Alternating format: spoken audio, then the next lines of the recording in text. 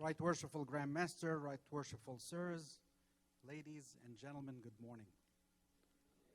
Welcome to the Academy of Masonic Knowledge. At this time, I would like to call on Brother Vince Crisciani to approach the podium and lead us in prayer.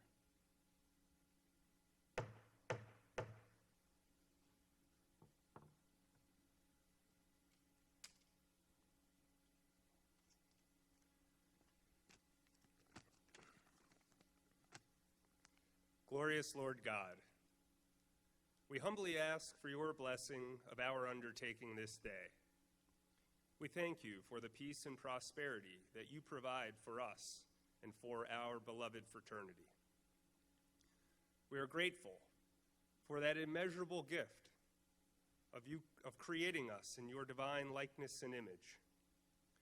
We pray not only for the wisdom of the sages, but also for the devotion of the martyrs, that we may take that divine spark which you have endowed us with and express your glory as a beacon of light amidst an ocean of darkness, that our fellow men and women may find their way to the harbor of your eternal love and truth.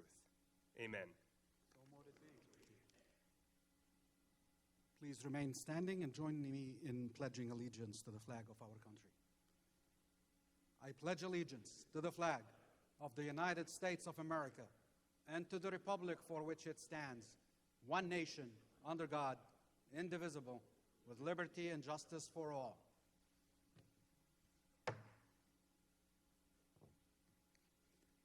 Again, welcome and thank you for joining us this morning.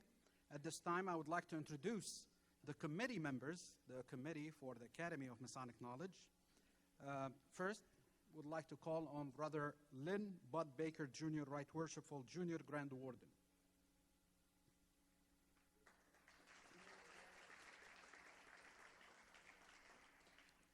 Brother Seth C. Anthony, Co-Chairman of the Academy of Masonic Knowledge, in the back.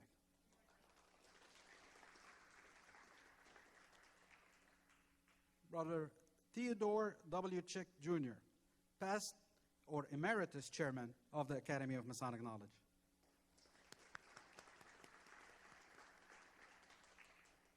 Brother Peter M. Krause, past District Deputy Grand Master and Grand Secretary-elect, Secretary of the Academy. Brother Erastus Allen.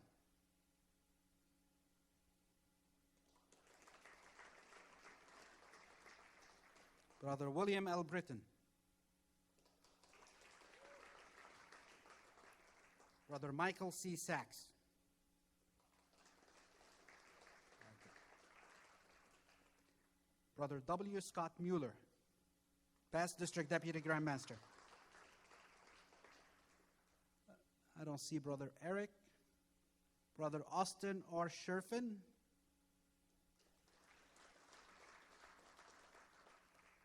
Brother Nicholas A. Vitis.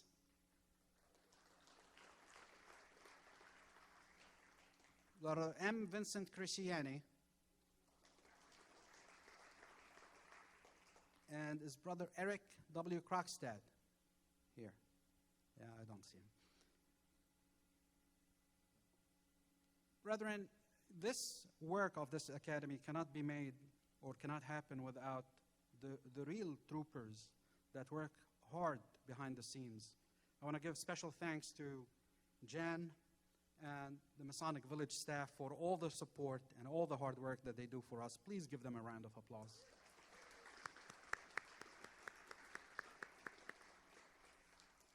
At this time, I would like to ask all District Deputy Grand Masters and past District Deputy Grand Masters to rise and be recognized at this time.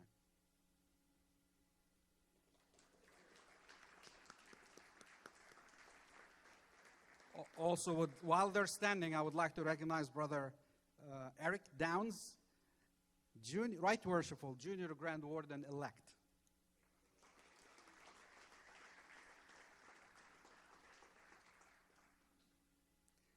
Also would like to welcome Brother David Tucker, Most Worshipful Past Grand Master of the Grand Lodge of New Jersey. Please be recognized at this time. Welcome. Brethren, the time has come. It's been 10 years since I've been appointed to this committee of Masonic knowledge. And the time has come for me to step down to pave the way for others to serve and take this academy to different heights and higher horizons. I'm so grateful for the Right Worshipful Grand Lodge for all the opportunities that have afforded me to serve on this committee. I'm grateful to Right Worshipful Grand Master Dietz for appointing me in 2016. And then for the successive Grand Masters, ending with Right Worshipful Brother Larry Dare, for their support and for the appointment and giving me this opportunity that did not only allow me to do what I love best, serving this fraternity and the brothers, but also to grow as a human being and as a Mason. During the last 10 years, we've done tremendous work. We built on a very strong foundation in this academy. The academy has grown and has bounced back from a horrible period during COVID. And look around and you'll know what we're talking about. The committee has evolved in many shapes and forms and intensified its offerings. And it extended beyond that because it inspired us to build programs outside and within Pennsylvania. From the Hot Rod Academy to an app that was adopted by the Scottish Rite at one point, to building the capitular Masonic Master to Care program under the Grand Chapter of Pennsylvania. Masonic light starts at the heart of the Grand Lodge of Pennsylvania and spreads to the world. So for that opportunity and allowing me to be able to thrive and serve, I am grateful. I'm grateful to each one of you. I'm grateful that I got to meet each one of you during this journey. And this is just a step in a journey that will continue. Leadership is not only about inspiring, but also about building others and paving ways for others to grow. And I'm proud to say, and I hope that I fulfilled some of that with this academy and the other offerings that we were able to build. I'm grateful for my brothers on the committee. The Class A, Seth Anthony, my co-chairman and partner in crime, as I always say, in many venues and many affiliations, but also to making great friends through all the academy committee members throughout the years. For Brother George Haynes, for Brother Matt DePay for nominating me in the first place to serve on this Academy of Masonic Knowledge. And truly, 10 years went like a second, flash in memory, but it will be a lasting memory and experience in my heart and imprinted in my soul. So for that, I thank you, and I'll always be here to support you and this academy in every shape and way I can. So thank you for this opportunity.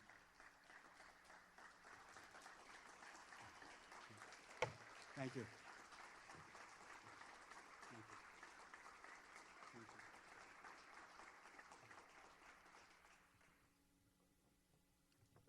At this time, I would like to call on our Right Worshipful Grand Master, Brother Larry Adair, to offer his remarks to this congregation.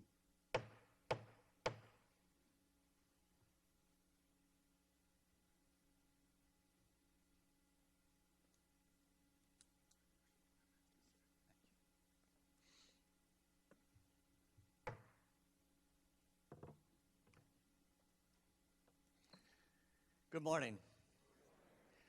It is certainly a pleasure for me to be here today for the Academy of Masonic Knowledge, of which I've attended many.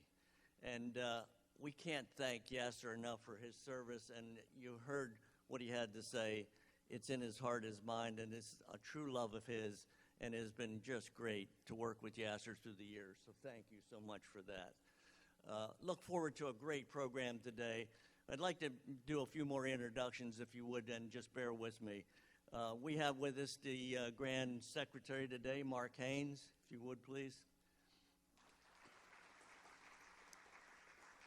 We have the Deputy Grand Secretary, Pete Krause, with us. We have the Right Worshipful Junior Grand Warden with us, Bud Baker, Lynn Baker, if you will. The Right Worshipful Senior Grand Warden, P.J. Rupp. the Right Worshipful Deputy Grand Master, Rob Brink. And we have the Right Worshipful Junior Grand Warden-elect, Eric Downs from the mighty 40th.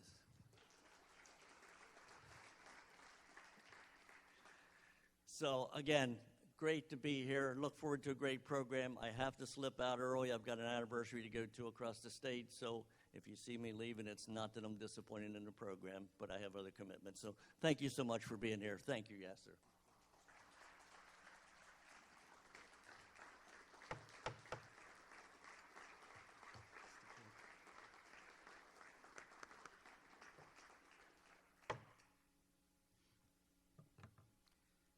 At this time, we will do the presentations of the scholars, Right Worshipful Grand Master and Right Worshipful Brother Junior Grand Warden, if you may, over there, as we call the names of the recipients today. Please, if you hear your name, proceed to come down towards this side. Daniel W. Heichel, Jr., Level 1.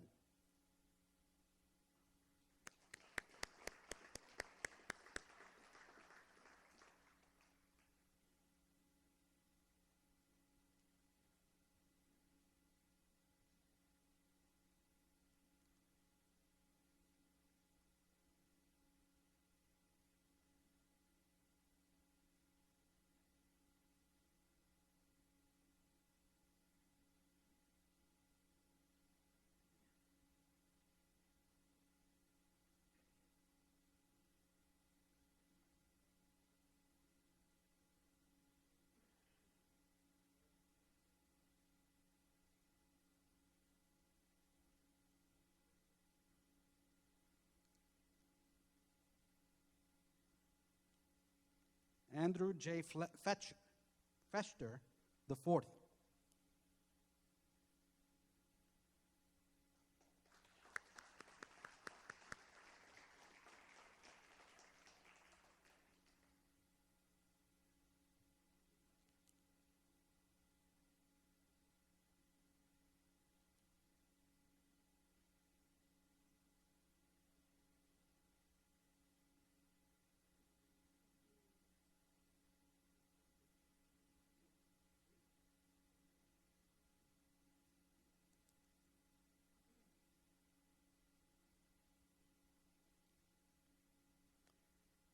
Also for Level 1, Stephen J. Joyce. No. Level 2s, Lynn C. Grimm.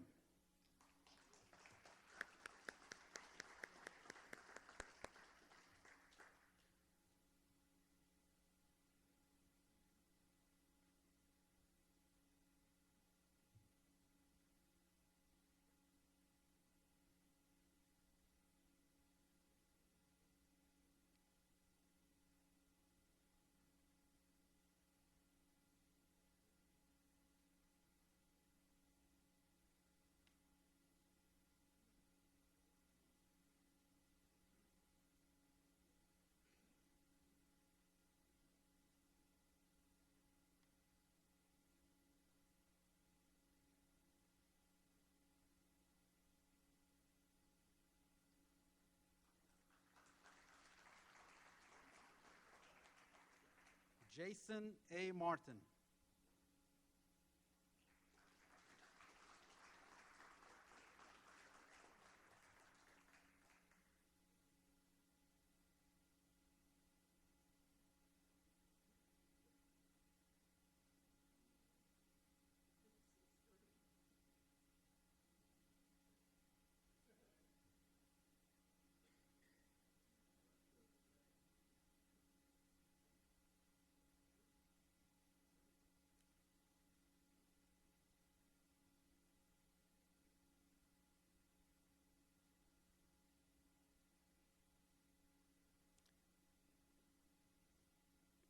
For both Levels 1 and 2, Arbab Nasibullah Kasi.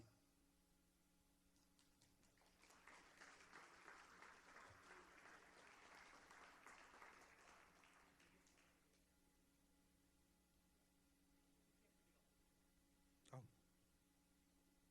And his third level, too. Congratulations.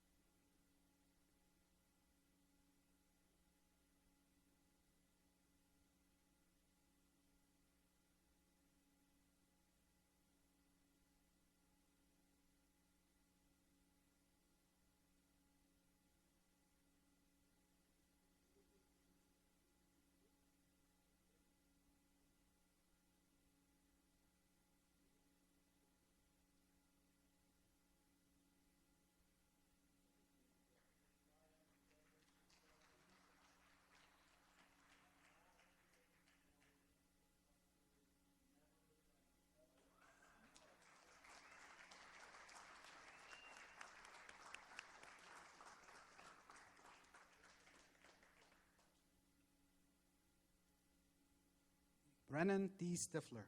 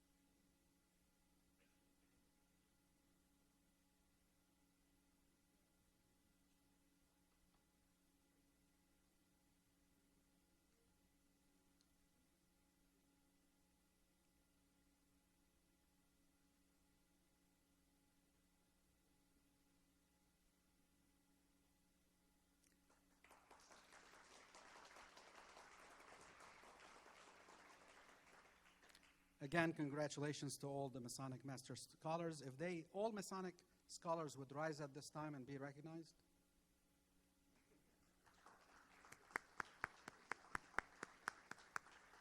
Thank you. At this time, I would like to call on Brother Seth C. Anthony, co-chairman, to present the speakers.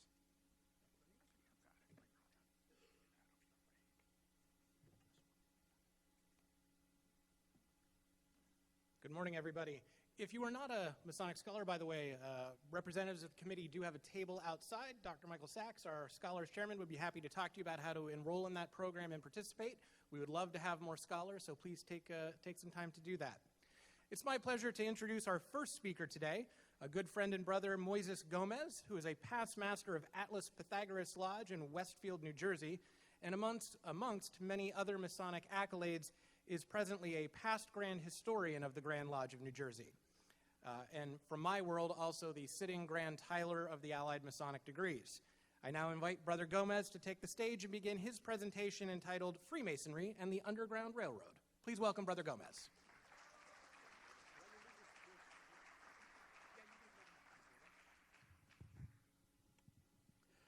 Right Worshipful Grand Master, Right Worshipful Deputy Grand Master, to our chairmen, Brother Yasser and Seth. Ladies and brethren, good morning. They took my clicker. Thank you for the opportunity of being able to present here. I am also a member of Pennsylvania. I belong to University 51. And it's an honor to be here and present my lecture, Freemasonry and the Underground Railroad. Now, slavery is nothing new. It goes back to ancient times. It goes back to biblical times. Major empires around the world over millennia have had it. It's not something that was started here, but we're going to delve deep here into the United States. Now, the first known writings about slavery happened when they found this monolith, which is now in the Louvre Museum in Paris. They didn't get to steal this because it weighs about 3 tons. But they broke down into 7 laws. This is just one of them.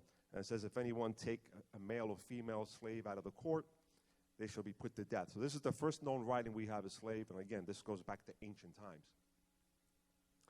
Now, we're going to deal with how slavery progressed here in the United States. And 10 years after becoming a nation, we put forth the Fugitive Slave Act of 1793. It's quite long and lengthy, but for the most part, this guaranteed the slave owner's right to recapture his slave if he was caught. Now, during that time period, just about every major empire and country in the world had slavery. That was part of the routine. That was a normal life. But the United Kingdom in 1807 started doing something different. They decided to impose laws regulating the import and exportation of slaves. It didn't stop slavery if you were a slave, but it did stop the importation and exportation. And then in 1834, the British Empire decided to abolish slavery all around the world, around its empire. And then they joined forces with France in 1835, also abolishing slavery. Now, here in the United States, we kind of followed suit. We did begin with laws in 1807 prohibiting the exportation or importation of slaves. However, that's about as far as we got. The next one was the Fugitive Slave Law Act of 1850. And this guaranteed the rights of the owners to recapture their slaves, even if they had lived in a free state for years. It didn't matter. No matter where you were allowed legally to locate your slave and be able to bring him back. And then it culminated in 1857 with a case being heard at the Supreme Court, United States versus Dred Scott versus Sanford. And this really solidified, saying that black descendants can't gain American citizenship or have any rights thereon, even if they've lived in a free state for years. So we really went forward instead of going back like some other countries were doing. Now, prior to contrary belief, back in the time period in the 1800s, the Democratic Party was the governing party. They were the ruling party. They had the majority, and they were for slavery. They wanted slavery. They wanted to keep slavery. And it was the newly emerging Republican Party that was created for the sole purpose of eradicating slavery. Even if it didn't go any further, that was their main mantra, to get that moving and have a group that would actually be able to represent us.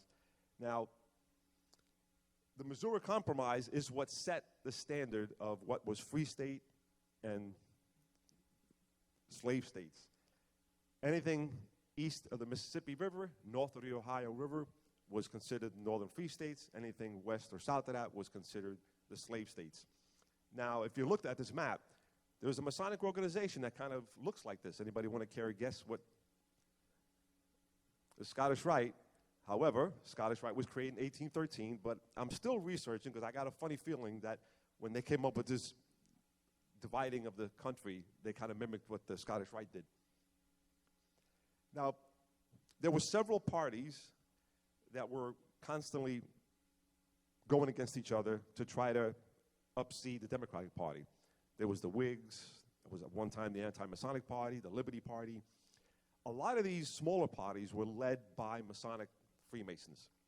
And they decided to come together and create the Republican Party. And what they did was they chose this tall statue of a man, Abraham Lincoln, to lead their party and to lead their newly formed organization, with the notion in the background that they were going to do this to eradicate slavery. Of course, we all know what has led. Civil War. Brother against brother. It split the country in half. The South knew where they were going. They realized that now the Republicans had the control of the House, they had the control of the Senate, the White House. They were going to be left behind, and they realized that if they didn't secede, that eventually slavery was going to be eradicated. Now, he did put forth the proclamation, Emancipation Proclamation, which didn't completely free slaves, but it opened the door and paved the way for the 13th Amendment. And that was a little challenge for President Lincoln, because if you all remember the movie Lincoln with Daniel Day-Lewis, you notice that it doesn't really deal too much with about his personal life or his life, but more on how he was able to manage the 13th Amendment. And this was done by many of his cabinet and staff members going out and procuring votes, because when you're changing or adding an amendment, you need a 2/3 majority votes. You need many Democrats to flip. And just like we do today, politicians, they were doing it back then. They were selling and giving jobs and offering promotions in order to buy their vote to pass the 13th Amendment. Now, the evolution of slavery and rights and segregation was threefold. The first was granting them the freedom and eradicating slavery. Next was the 15th Amendment, guaranteeing the rights of all men to vote. And I say all men because our ladies would not get to vote for another 50 years until we passed the 19th Amendment in 1920. Now, even though that was said, and it was now law, not every state joined on board. New Jersey, my home state, had to vote 3 times. Nothing against Most Worshipful Tucker, but the South really was the southern part of New Jersey fell below the Mason-Dixon line, and they consider themselves the southernmost state in the North. And it took quite a few votes before we ratified it. But again, some of the northern states were the ones that actually held back. The South kind of said, well, you know what, it's over. We have to give in. We'll vote on it. Delaware didn't approve it until 1901. Texas didn't approve it until 1970. Kentucky didn't approve it until 1976. But the granddaddy of all was Mississippi. They did not approve it or ratify it until 1995. And when they did, they sent it to Congress. The State House votes on it. They send it to Congress, has to be read and ratified, or it disappeared for decades until the movie Armistead came out.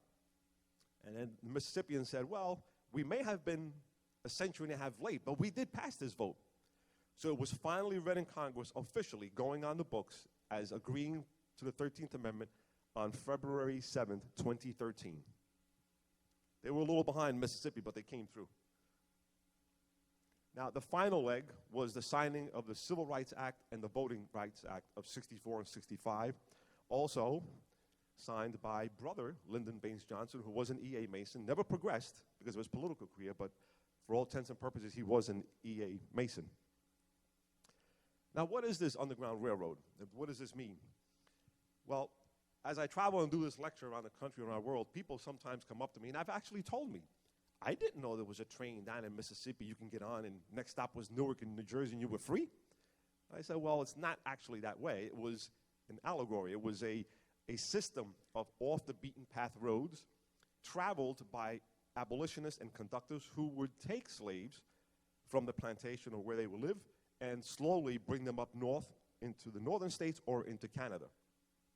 And if you notice, the Midwest had a big passage to the Ohio River, and there was another one that came up the East Coast through New Jersey and Philadelphia and Pennsylvania. But you also have some arrows going down through Texas and through Florida. Well, the interesting thing is that many of those slaves migrated to Central America, the Caribbean, and South America because the Revolution wars that were fought there to free themselves from oppression, they also took it one step further. They not only freed themselves from oppression, but they also freed themselves from slavery.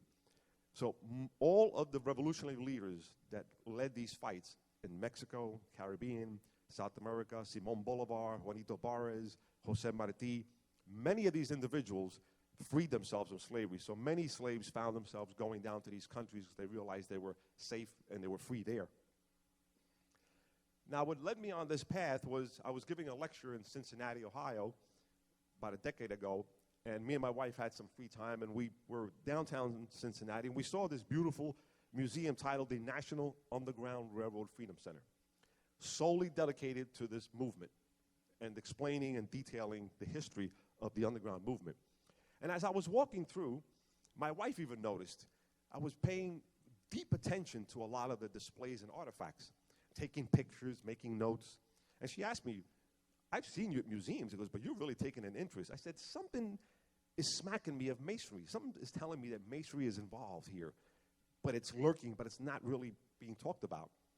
And as I continued moving along, I came across another slide I'll show you, but just to reiterate, I wanted to go back a little bit. Prince Hall, we're going to speak about many abolitionists, but Prince Hall was considered, in my book, the father of the civil rights movement.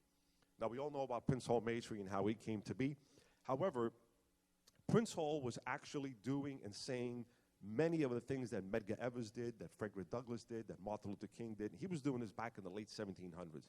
He was advocating for the end of slavery, advocating for the removal of servitude and segregation, and he was really pushing for this, and not just within the circles of the legal system, but also within the Masonic fraternity. He forged this bond using the craft and masonry to be able to show the world that men can meet here in these lodges and show them that, especially the slaves, that you can be educated, that you do have a life, that you don't have to be a slave. So he was very instrumental in forming and paving the path for many that would follow, particularly Prince Hall. Now, right here in Philadelphia, we have the Mother AME Church, African Methodist Episcopal Church. And that's an interesting marriage that I found because of my investigations and research during this time period. These two gentlemen, Richard Allen and Absalom Jones, were Prince Hall Masons. They were the first individuals to receive a charter from Prince Hall himself. They started the first chartered lodge outside of the one in Boston here in Philadelphia. This mother church here has been here for over 225 years. That church has been on that property. These individuals married religion and masonry. Now, we know religion and masonry is not always commingled. If you're a Catholic like me, and not supposed to be one, it's frowned upon in many Islamic countries. But they actually, because of their position in the Methodist Church, they actually were able to forge a bond between them that still exists to this day. So wherever masonry went out west and south as the country expanded and grew, they also took the AME Church with them. Wherever AME Church went, they took Freemasonry with them. When I spoke at church here, giving this lecture, many of the bishops and pastors told me that it's an unwritten rule, but if you want to progress through the clergy and become eventually a bishop one day, you better join Freemasonry. You're not going to get far. So it's very interesting how they actually grew, and many lodges and grand lodges were founded by members of the church as they progressed and moved throughout the South and the West. At this location, if you notice, there's a stained glass window that was paid for by the Prince Hall Grand Lodge, and it depicts many Masonic symbols to show their unification between the two establishments. And this also was the birthplace of the church, but it was also the birthplace of the Free African Society and the underground movement in Philadelphia. That's where they actually anchored themselves with. Now, when I was traveling in that museum, I came across these two gentlemen, William Lambert and George D. Baptisti. And I started reading who they were, and I started reading the displays there. And I realized that that's when it actually hit me, that something was going on behind the scenes here. And this is the actual displays, as you see in the museum. And when I zoomed in on it, it says, in Detroit, George and William used passwords, secret signals, and special handshakes to identify those working in the underground movement. And that hit me. I said, well, what other organization uses the same method to recognize themselves? And that's when I realized that they were Prince Hall Masons, and they were now wealthy financiers of the underground movement when they moved to Detroit. They were very wealthy men, and they realized that they had to come up with some sort of system to protect those working on the underground movement. So what they did was they created the Order of the Men of Oppression.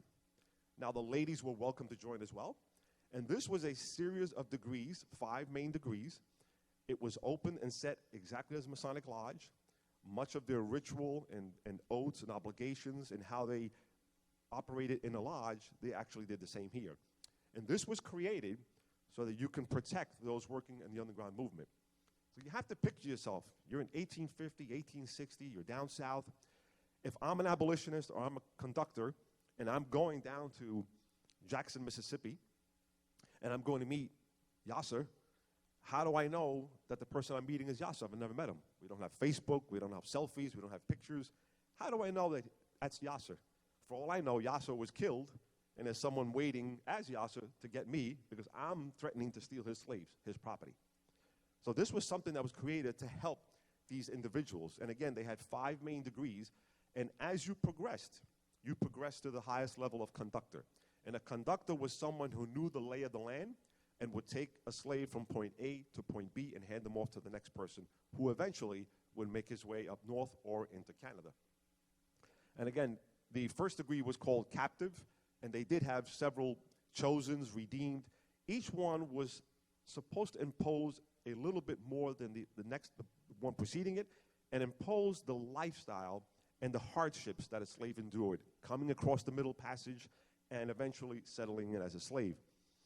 The interesting thing is that the degrees, instead of using the implements or the working tools that we use in Freemasonry, they decided to use the working tools and implements of slavery: chains, whips, shackles, floggings. They wanted to impress real deeply on these candidates what it meant to be a slave. the hardship they had to endure, the work and toil that they had to do. And even I just put some minor stuff here, but they actually had lectures, they had questions, they had answers, they had a brother who would conduct you and answer for you, very similar to what we do in Masonry. And they actually would start off with IAB as part of the solemn oath they had to take. Again, this was done for both ladies and men as well, and many went through it. And William Lambert was the one that really kind of spearheaded this. And we would have not have known about it unless it was his children later in life who forced him to actually write these journals down and actually start telling the story. Remember, what these guys were doing was illegal. So you couldn't really brag about what you were doing, which makes it very difficult to find information on that movement, because what you were doing were breaking the law by stealing someone's property. However, later on, around 1885, a major Detroit newspaper decided to interview William Lambert on the request of his children. And there, the editor comes to his house and has a 7-part series, illustration and conversation with William Lambert. And there, the editor actually says, I felt and saw the journals, I saw the ritual, and over that 7-part series, he writes many of this down in those articles. Sadly, William Lambert passed away in 1890 by committing suicide. Don't know the exact details of it, but unfortunately, he did kill himself in 1890. Now, another aspect of where I've been able to find information is the Federal Writers Project, which was created by FDR. And he did this with the intention of being able to capture narratives right from the source, not from children or grandchildren. You know, stories get distorted. If I say something to Yasser here, by the time it gets to this side of the room, it's completely different. He really wanted to hear it from the source. How did you survive the Great War? How did you survive the Depression? How did you survive slavery? How did you survive the Dust Bowls and storms? He wanted to hear these narratives.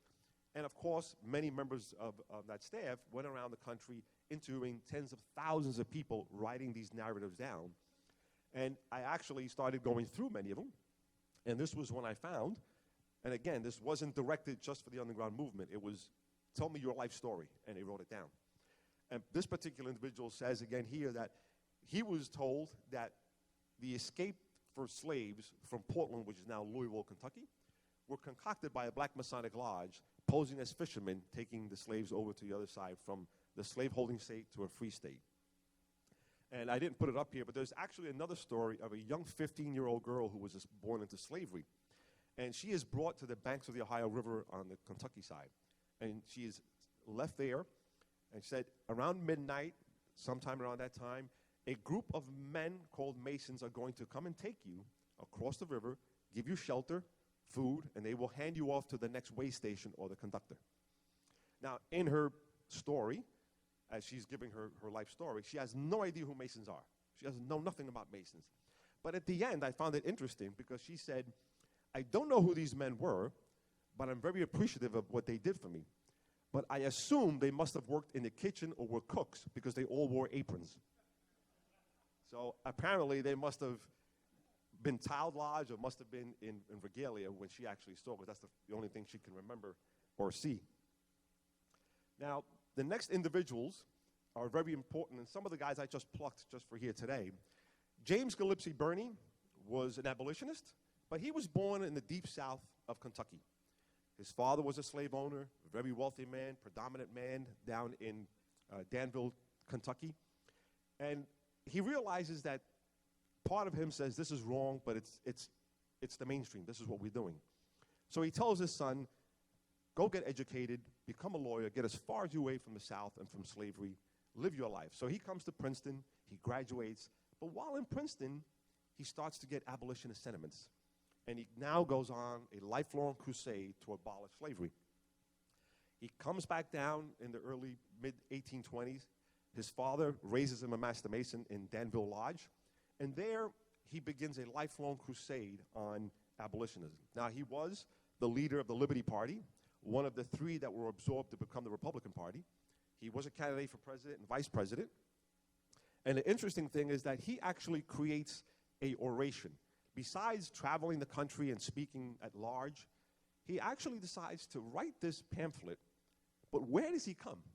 He comes to a Masonic lodge, his home lodge, deep in the South in Kentucky, deep in the land of slavery. And there, he's going to ask the master permission to read this pamphlet. Now, put yourself in that mindset. I'm sure almost everybody in that room was a slave owner. And he is going to come down and read this oration telling them that if you're a Freemason, you shouldn't own slaves. And if you want to own slaves, you shouldn't be a Freemason. Telling them how you should drop this, how you should leave, how you should fight for this. And so impressed was the members of the lodge that they actually took out ads in all the periodicals and journals at the time in that area, and they actually published that article. Now, in those times, people would publish articles, but usually under a pen name or anonymous. Well, this lodge decided to actually publish the actual article, naming Franklin Lodge number 28, and they actually signed it, Worship Master, Senior, and Junior Warden of the Lodge, with their names with it, which was very rare and very dangerous, because you're in the deep of the South telling everybody that slavery is no good. And now I'm telling you, I'm the one that's saying it. I had the honor of traveling to speak at their lodge there, and the funny part was that the lodge had a fire on 1860 or 1870, and they lost most of their early records, and they moved into this building. So when I came down to give this presentation, and I left the slides purposely for last, they had no knowledge that one of their own brothers was actually this huge abolitionist who actually did this in lodge.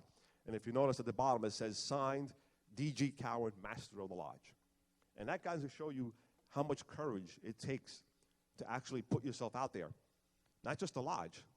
The lodge could have suffered, could have been burnt down, but you're putting your name out there, your family, your home, your loved ones. You're putting them at risk by telling and writing articles like this, especially during the mid-1800s. Now, John Graves Simcoe was an integral part because that's why many slaves went to Canada. He fought against this in the Revolutionary War.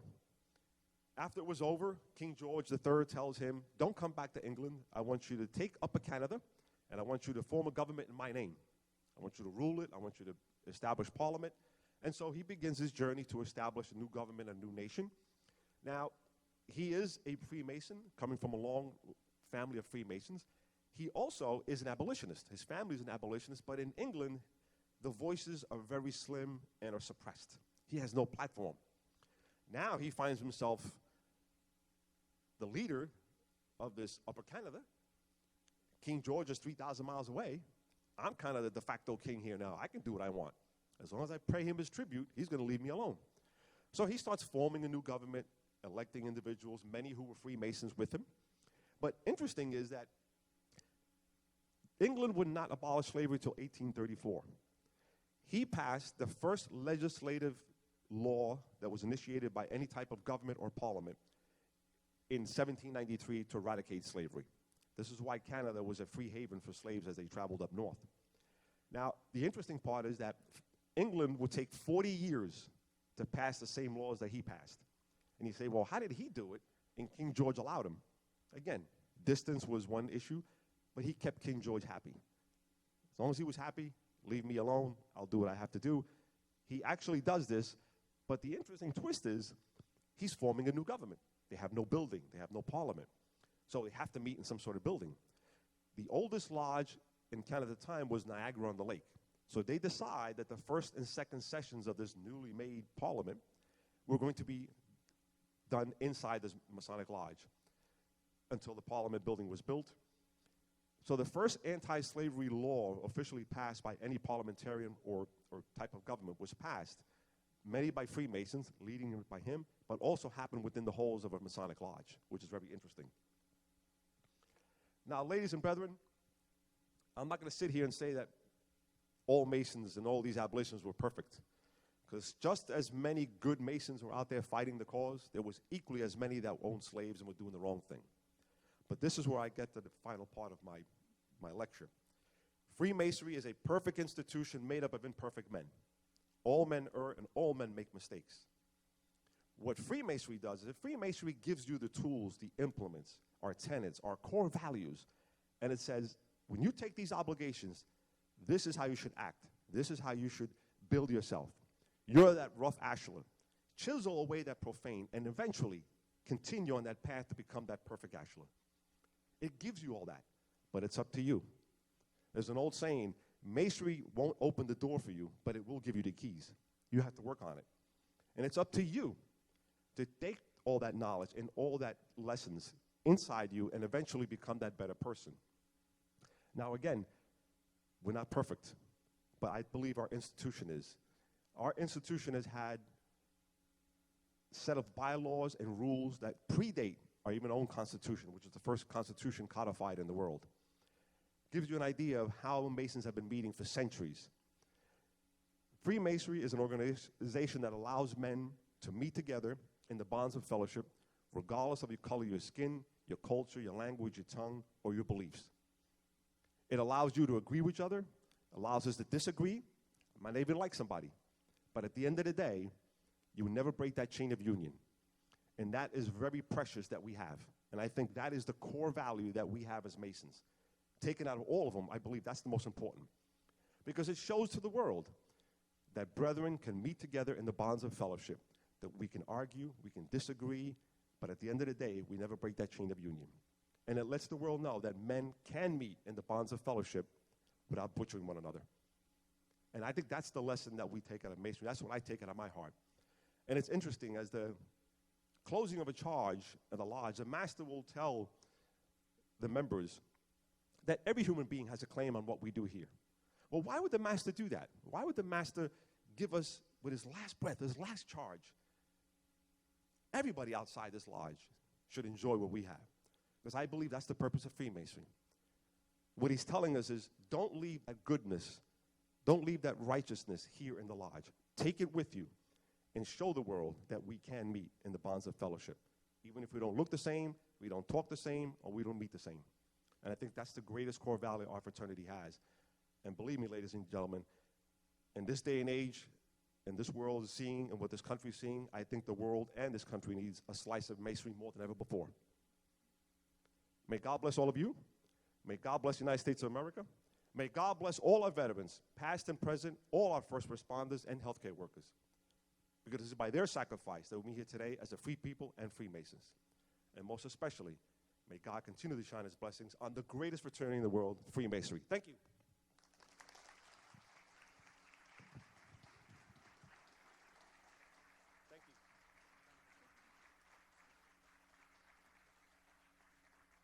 Thank you,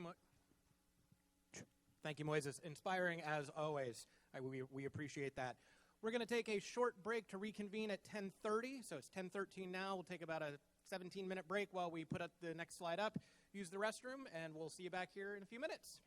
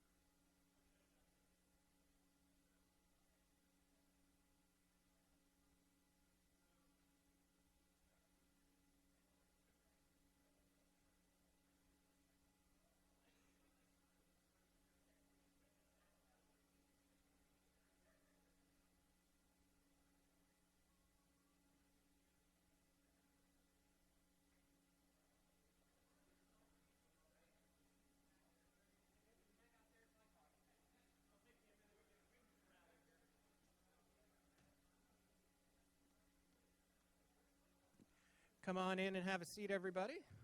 Everybody's working their way in from coffee and donuts.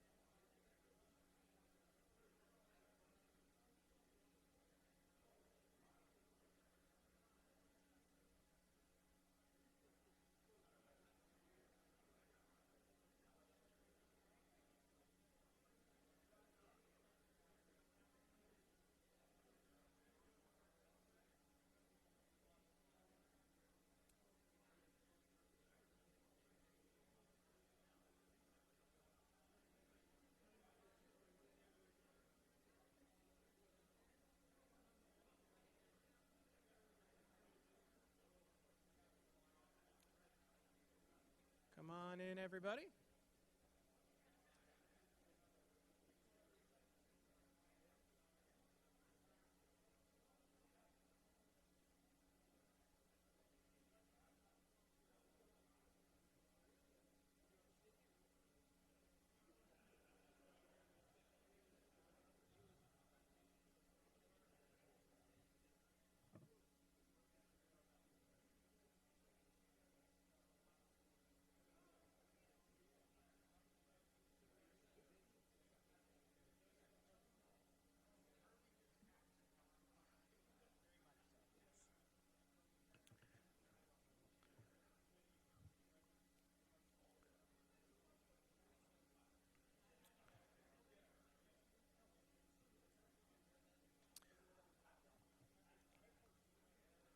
All right, folks, welcome back. I'd like to take a moment as we reconvene to recognize those who are joining us via the live stream online. The last time I looked, we had about 60 folks online with us, and that might not just be individuals. That could be some of the watch parties at the lodges out there. So welcome to the folks who are viewing with us online. We appreciate them being with us as we recognize that Pennsylvania is a rather large state, and it's not always easy for folks to come here to Elizabethtown to be with us. So thank you for being with us virtually. Our second speaker today comes with us all the way from the great state of Texas, deep in the heart of Texas, if you will. It's my pleasure to introduce to you Brother Billy Hamilton. Billy is an author and Masonic researcher based here in the state of Texas, both a past master of the Texas Lodge of Research and Fort Worth Lodge number 148. Brother Hamilton has been published in the Journal of the Masonic Society, the Knight Templar Magazine, Fraternal Review, Transactions of the Texas Lodge of Research, and Ad Lucem. His first book, Ancient Mysteries and Modern Masonry, was published in 2023 and is a collection of previously unpublished essays and private papers written by Jewel P. Lightfoot, an Attorney General of Texas in the early 1900s and a past Grand Master of Texas in 1915. Billy has delivered presentations across the United States covering various topics on Masonic history and education. Notable among these is Masonic Week in Washington, D.C., where he was featured as a speaker at events in both 2024 and 2025. I now invite Brother Hamilton to take the stage and begin his presentation entitled The Order of Ishmael, if you would welcome him.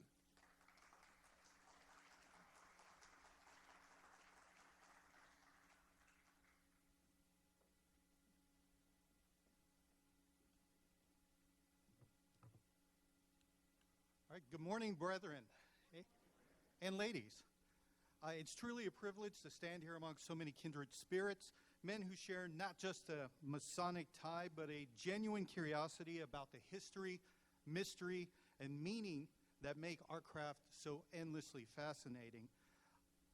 I want to begin by thanking our gracious host for the invitation. When I looked at the list of past presenters and current presenters, I saw names that I've admired for years. And to now find myself following in those footsteps, well, it's humbling, right? And I thank you for the honor. Now, today's presentation has been a long time coming. It began, as many good Masonic pursuits do, with a single nagging question. One of those questions that keeps you awake at night, wondering if there's just one more source that you haven't checked yet. And the question sent me everywhere. From late night searches to obscure corners of the internet to Masonic libraries across the United States, and finally all the way to the archives of the United Grand Lodge of England. And it was there, after years of searching, that I finally found what I'd been looking for, a forgotten fragment of Masonic and esoteric history. In repositories and dusty boxes across the Masonic world, there are treasures waiting to be rediscovered. And today we'll dust off one of those together. The story of a long-forgotten body known as the Ancient Oriental Order of Ishmael.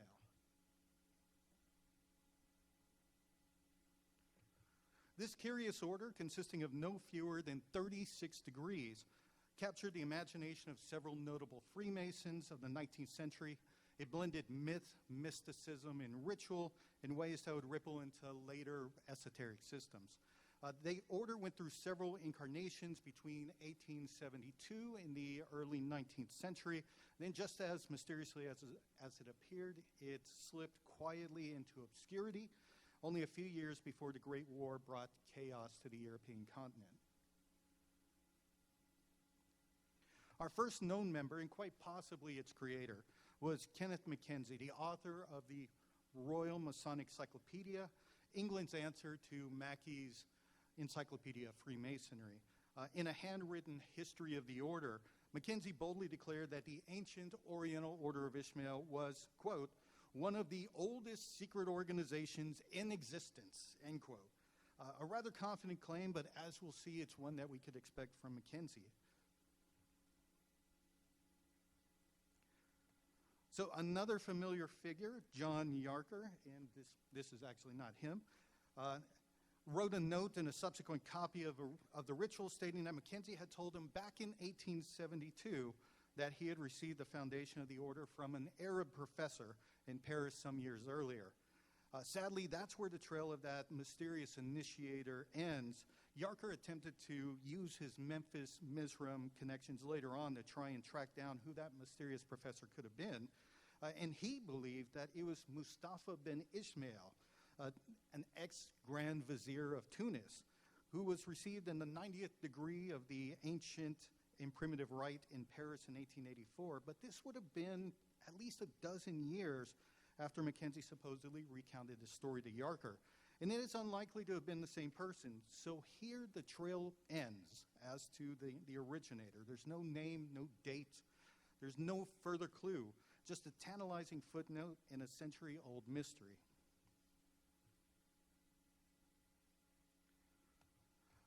So the first verifiable and dated reference we have comes from a letter Mackenzie wrote to Major Francis George Irwin on October 23, 1874. In it, Mackenzie claims that the rite had, quote, existed side by side with Freemasonry for, get this, thousands of years, in that it completed the system by working backward to the entered apprentice degree. Irwin, who is a collector of rituals and a lover of esoteric systems, was intrigued. And this began a correspondence that lasted until the end of Mackenzie's life. Irwin soon joined the order and became Mackenzie's second in command. And not long after that, John Yarker joined as the third member of the ruling triune, the council that headed it. Now, this already brings up a conflict in date. If Mackenzie and Irwin didn't begin their communication, which started the order, until 1874, and Yarker was brought in sometime after this point, how could Mackenzie have told Yarker in 1872 about the origin of the order? And the short answer is that, and this is the trick with Masonic research, is that they tended to push back their dates a little bit. I don't discount that any of these conversations actually happened, but it sounds more impressive to say this order has been active for several years rather than, hey, Frank and I created this new thing, do you want to join? But I digress, and let's move on to the fourth and most recognizable name in this group. After Mackenzie's passing, William Wen Westcott, which some of you may be aware of, stepped in to fill the vacancy, rounding out a council that reads like a who's who of Victorian esotericism, 4 distinguished members of the Societas Rosicruciana in Anglia, each deeply involved in both regular and irregular Masonic bodies, as well as non-Masonic orders such as Martinism and eventually the Hermetic Order of the Golden Dawn. And yet, Despite their prominence, this entire order simply vanished from the collective memory. For all intents and purposes, it just poof, disappeared.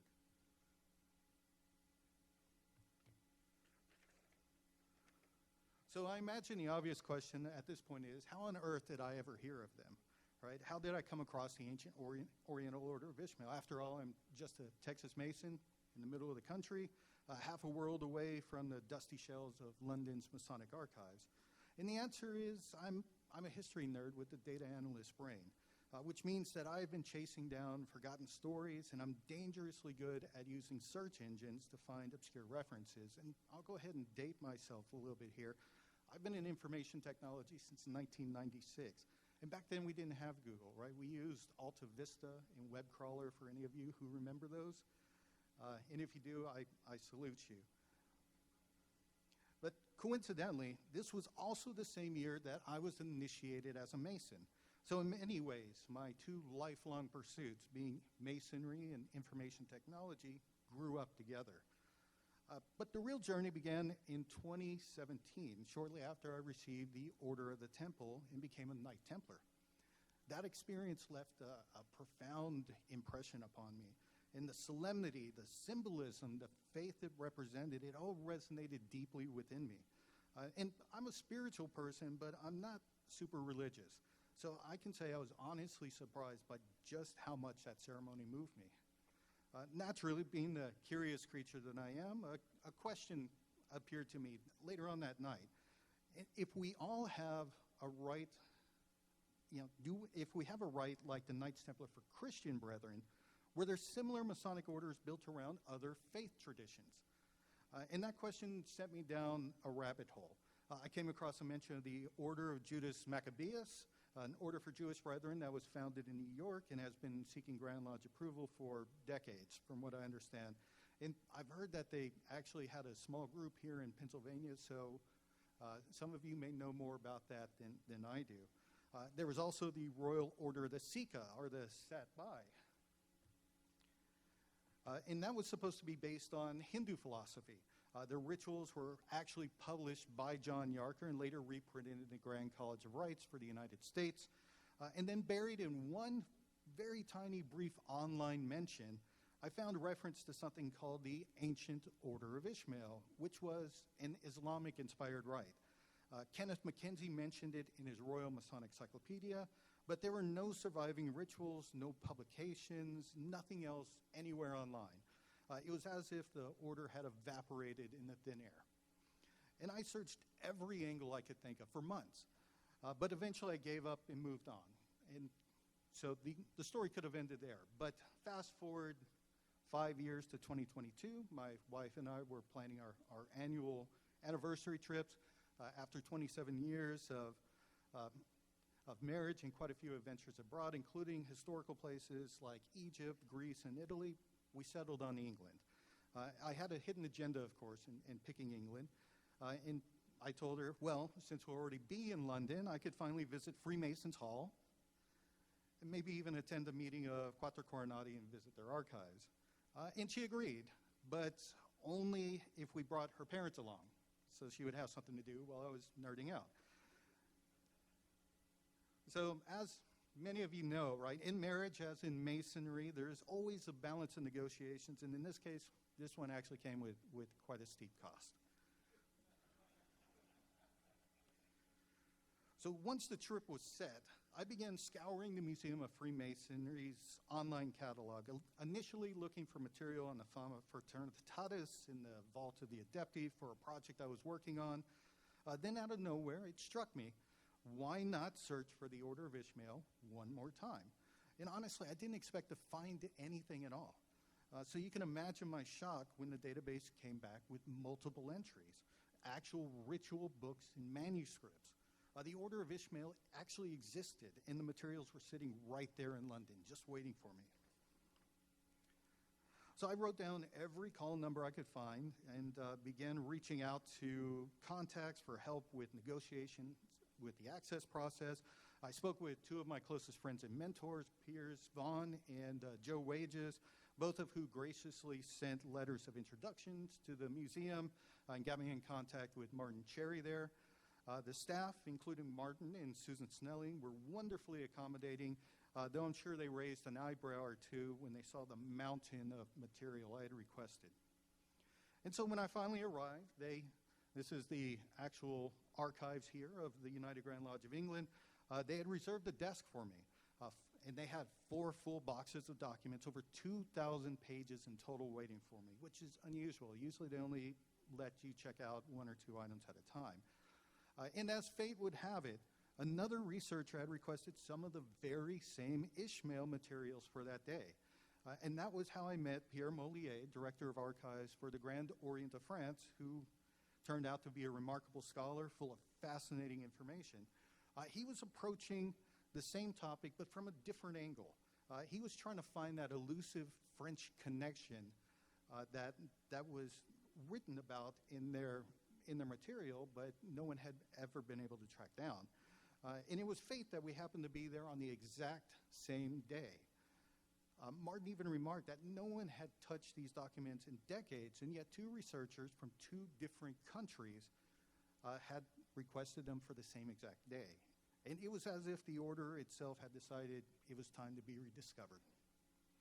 Now, before we dive into the manuscripts and what they revealed, I want to pause for a moment to address the why. Why should we, as Masons, care about these long-lost paramasonic or fringe orders? And for me, these systems, whether the Order of Ishmael, the Sapai, or countless others, are like windows into the inner lives of our Victorian brethren. They show us what stirred their imaginations, what they sought spiritually, and how they used Masonry as a framework for exploring great philosophical and religious questions of their time. Studying these rites isn't just an antiquarian curiosity, it's a form of Masonic anthropology. Through them, we glimpse a period when Masonry wasn't merely fraternal, but profoundly intellectual and mystical. When men sought in its rituals not only moral lessons, but encounters with the sacred, the symbolic, and the unknown. And that's why this research matters. In that light, every lost ritual, every half-forgotten order tells us something about who they were, and by extension, who we are. So that's the how, the adventure that led me to those dusty boxes in London, and the story behind my book. And now we'll look closer at the main members of the Order of Ishmael, which there's a story there in itself, and what connected them. One question I'm often asked is, how did these particular men end up in the same orbit? And to answer that, we step into a correspondence circle, one that was brilliant, quarrelsome, and occasionally combustible. So let's begin with the story, not of lifelong friendships or fateful encounters, but of a warning. The year is 1873, and Francis George Irwin, Irish-born, British Army, a steady hand in the craft, wants an introduction to the brilliant and infamously mercurial Kenneth Mackenzie. So Irwin does the sensible thing. He writes to a mutual acquaintance, Frederick Hockley, that quiet colossus of Victorian occultism, and asks for a friendly introduction. And Hockley wrote back on March 23rd with, let's say, less than enthusiasm. Here's actually what he wrote, and these are his exact words. I have the utmost reluctance to even refer to Mr. Kenneth Mackenzie. I made his acquaintance about 15 or 16 years since. I found him then a very young man who, having been educated in Germany, possessed a thorough knowledge of German and French, desirous of investigating the occult sciences, and when sober, one of the most companionable persons I have ever met. Unfortunately, his intemperate habits compelled me 3 different times to break off our friendship, and since then he has once so grossly insulted me in a letter that I cannot possibly hold any communication with him. I regret this more on account of his mother, who is a most estimable lady, and his uncle, our esteemed Grand Secretary, Brother Hervey, who has long favored me with his acquaintance. So it's not exactly a glowing recommendation. But Irwin, ever the soldier, doesn't rattle easy.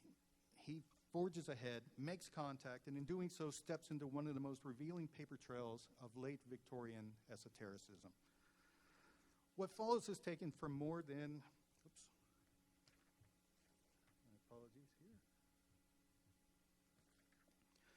What follows is taken from more than 160 surviving letters, now at the Museum of Freemasonry in London, a candid chronicle of the age, the politics, the small jealousies, the big ideas, and the workshops where dozens of rituals were drafted, argued over, revised, and sometimes quietly abandoned. Read straight through, the correspondence feels like a private lodge room with the door left slightly ajar.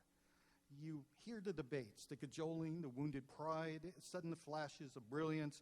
You also meet the men behind the manuscripts, each with its own virtues, vices, and very human motives.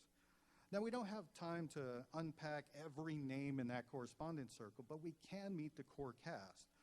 We have a writer with a silver tongue and a bit of a temper, a soldier scholar with a library that everyone coveted, a tireless system builder who could organize a chaos of degrees, and a young physician who would one day help spark the Golden Dawn.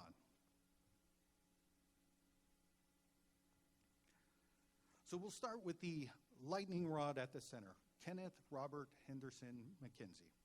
Mackenzie was born in London on October 31st, 1833, the son of Dr. Roland Hill Mackenzie, a respected surgeon, and Gertrude Elizabeth Mary Mackenzie.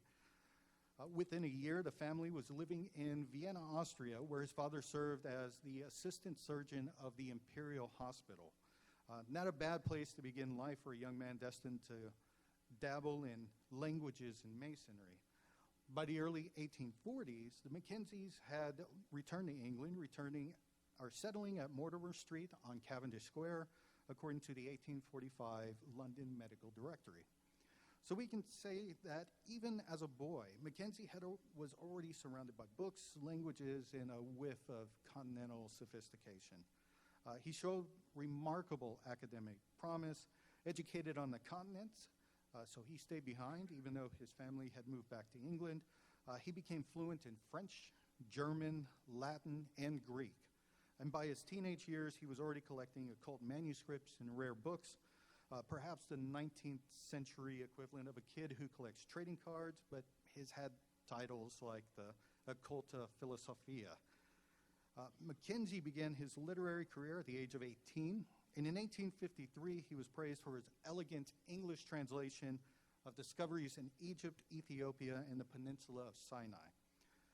Just a year later, in 1854, at the age of 20, he was elected a fellow of the Society of Antiquaries. That alone tells you something. Mackenzie was not merely talented, he was ambitious and already building a reputation as one of those bright young minds of Victorian scholarship.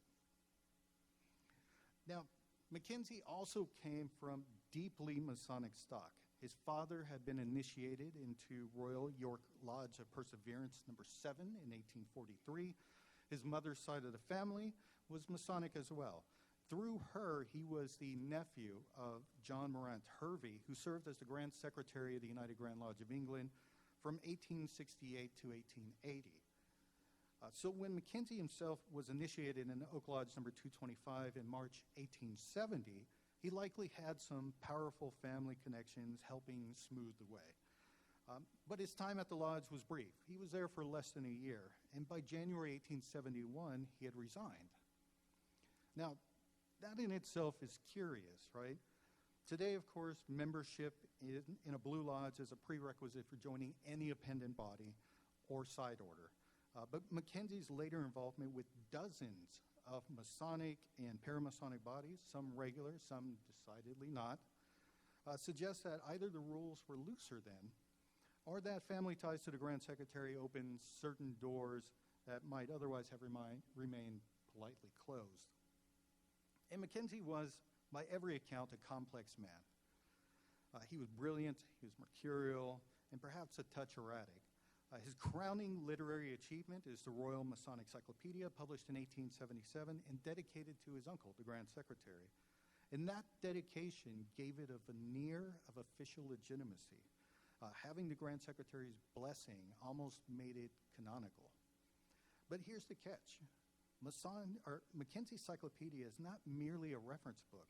It's a creative act of world building. Between its sober definitions of craft degrees and historic orders, Mackenzie quietly inserts entries for new systems, some of his own invention, describing them as if they were ancient and venerable.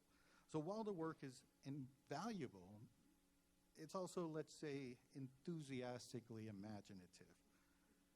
He was, in other words, both a chronicler and a myth maker. His letters, which I've spent some time poring over, reveal his fickle side. One day he's writing to Irwin about cryptography and secret ciphers, the next about astrology, and suddenly he's given his predictions for the next horse race. You never quite know where he's going to go next in these letters.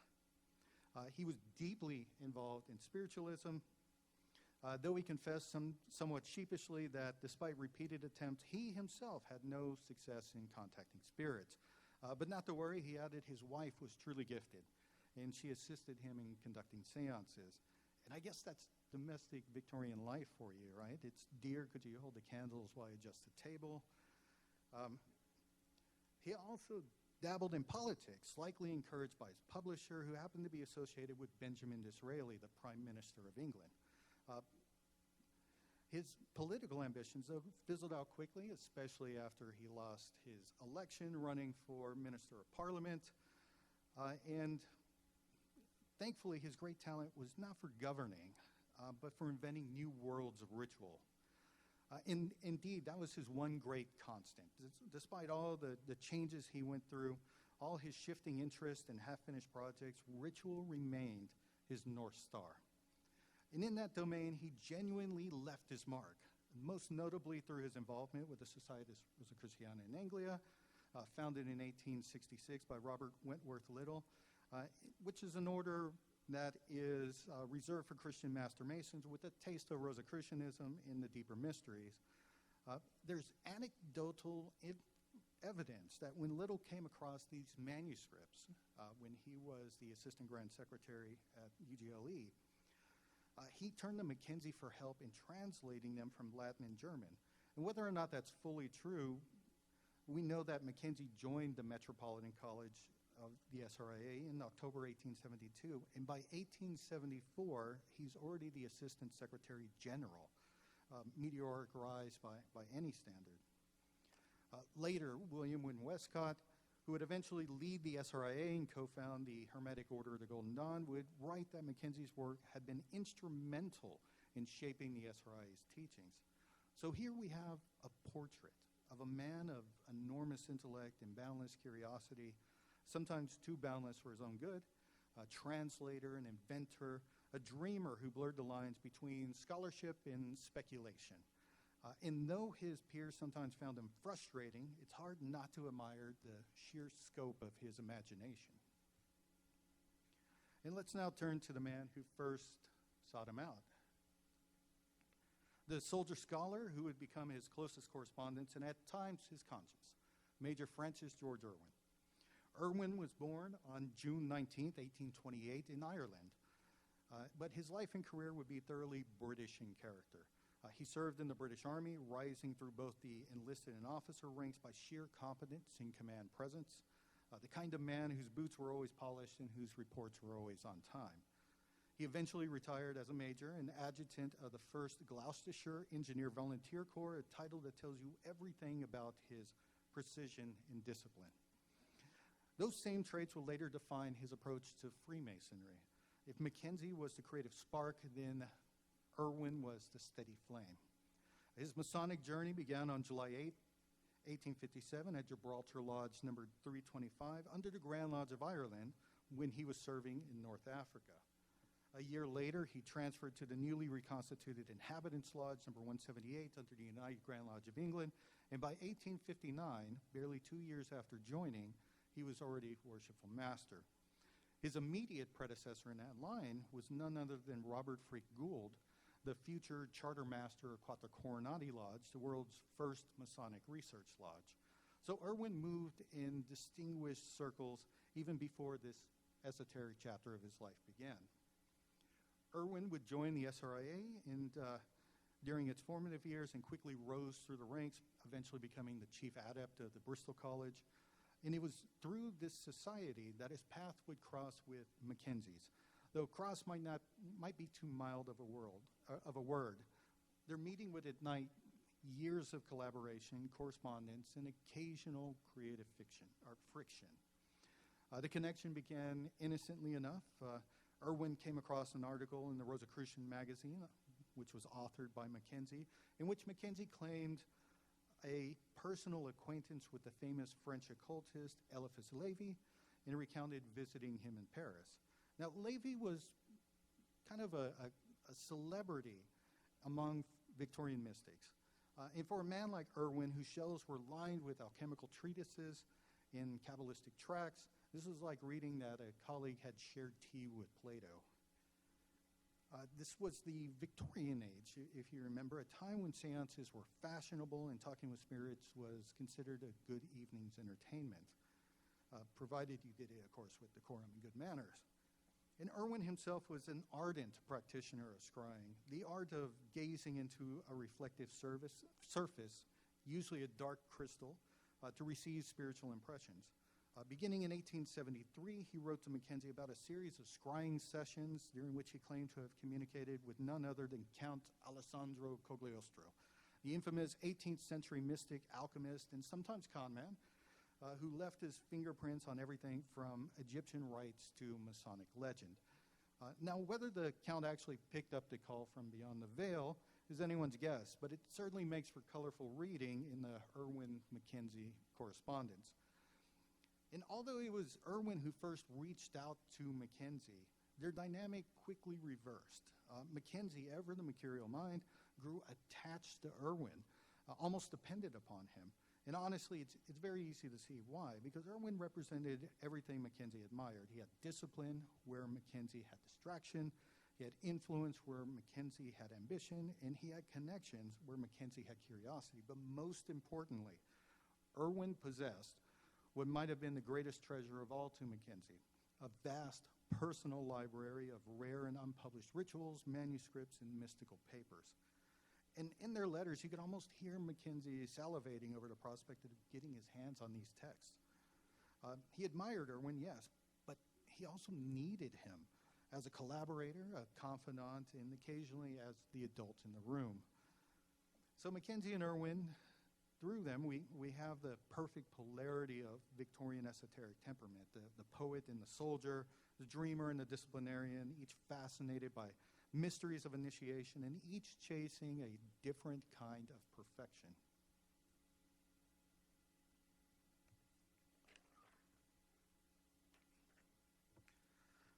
Now let's introduce the man who would complete their triad, a name equally infamous and indispensable in the history of fringe Freemasonry.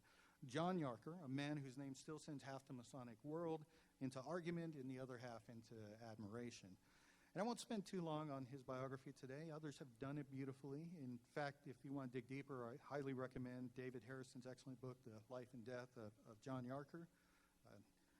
But let's sketch the essentials of his life. Yarker was born on April 17th, 1833 in Swindell, England, into a family with a respectable lineage and a solid education, the kind that turns out gentlemen who can quote scripture and do geometry with equal fluency.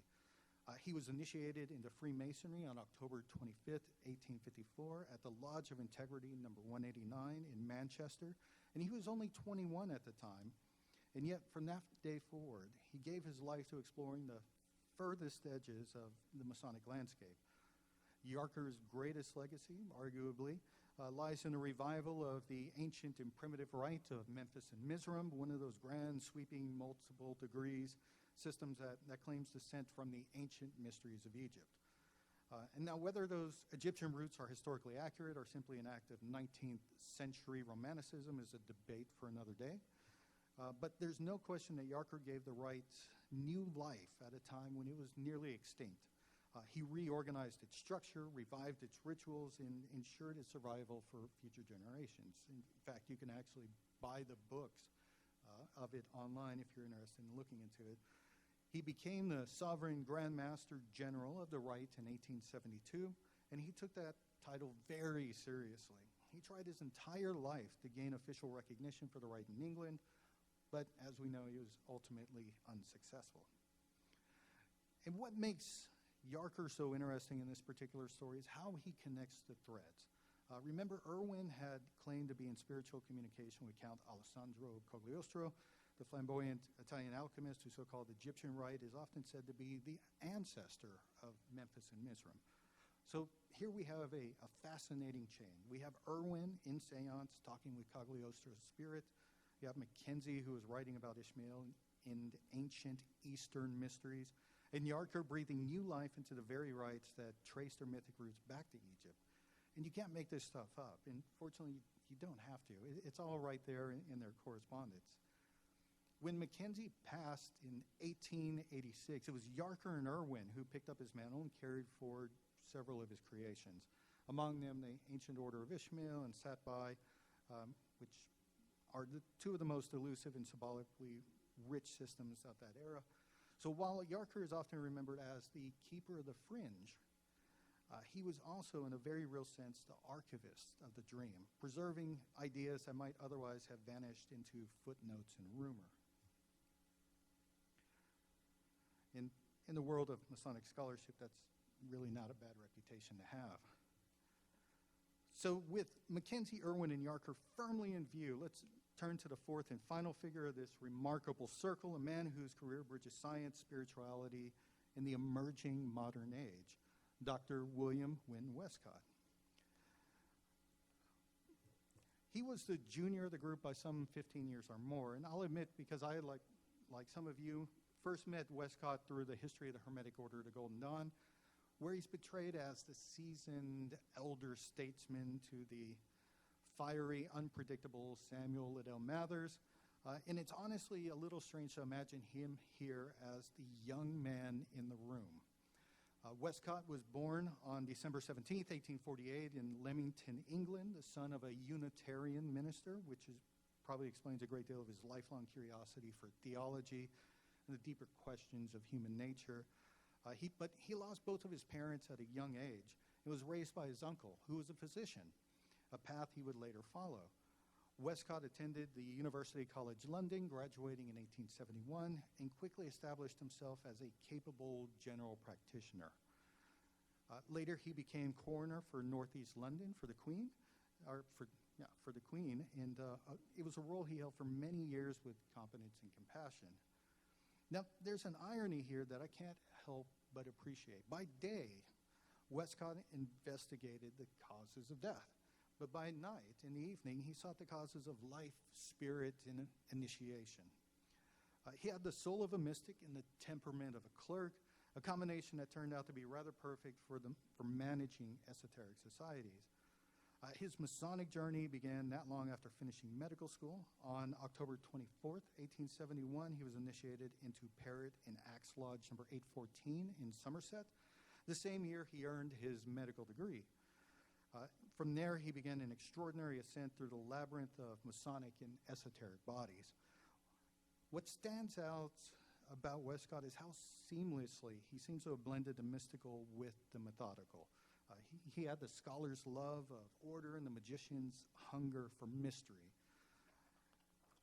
And he managed to keep both in dialogue without losing his sanity, which is more than could be said than some of his contemporaries. Westcott joined the SRIA in the early 1880s, where his organizational skill and measured intellect made him indispensable. By 1887, he was the Secretary General, and just 4 years later, he rose to Supreme Magus, the head of the entire order, a position he held until his death in 1925. So under his leadership, the SRIA expanded its colleges, publications, and influence. You might say that while Mackenzie imagined Rosicrucianism, Westcott administered it. And sometimes that's what it takes to turn inspiration into an institution. Now, it'd be nice to say that Westcott's rise was universally celebrated, but Mackenzie characteristically had other opinions.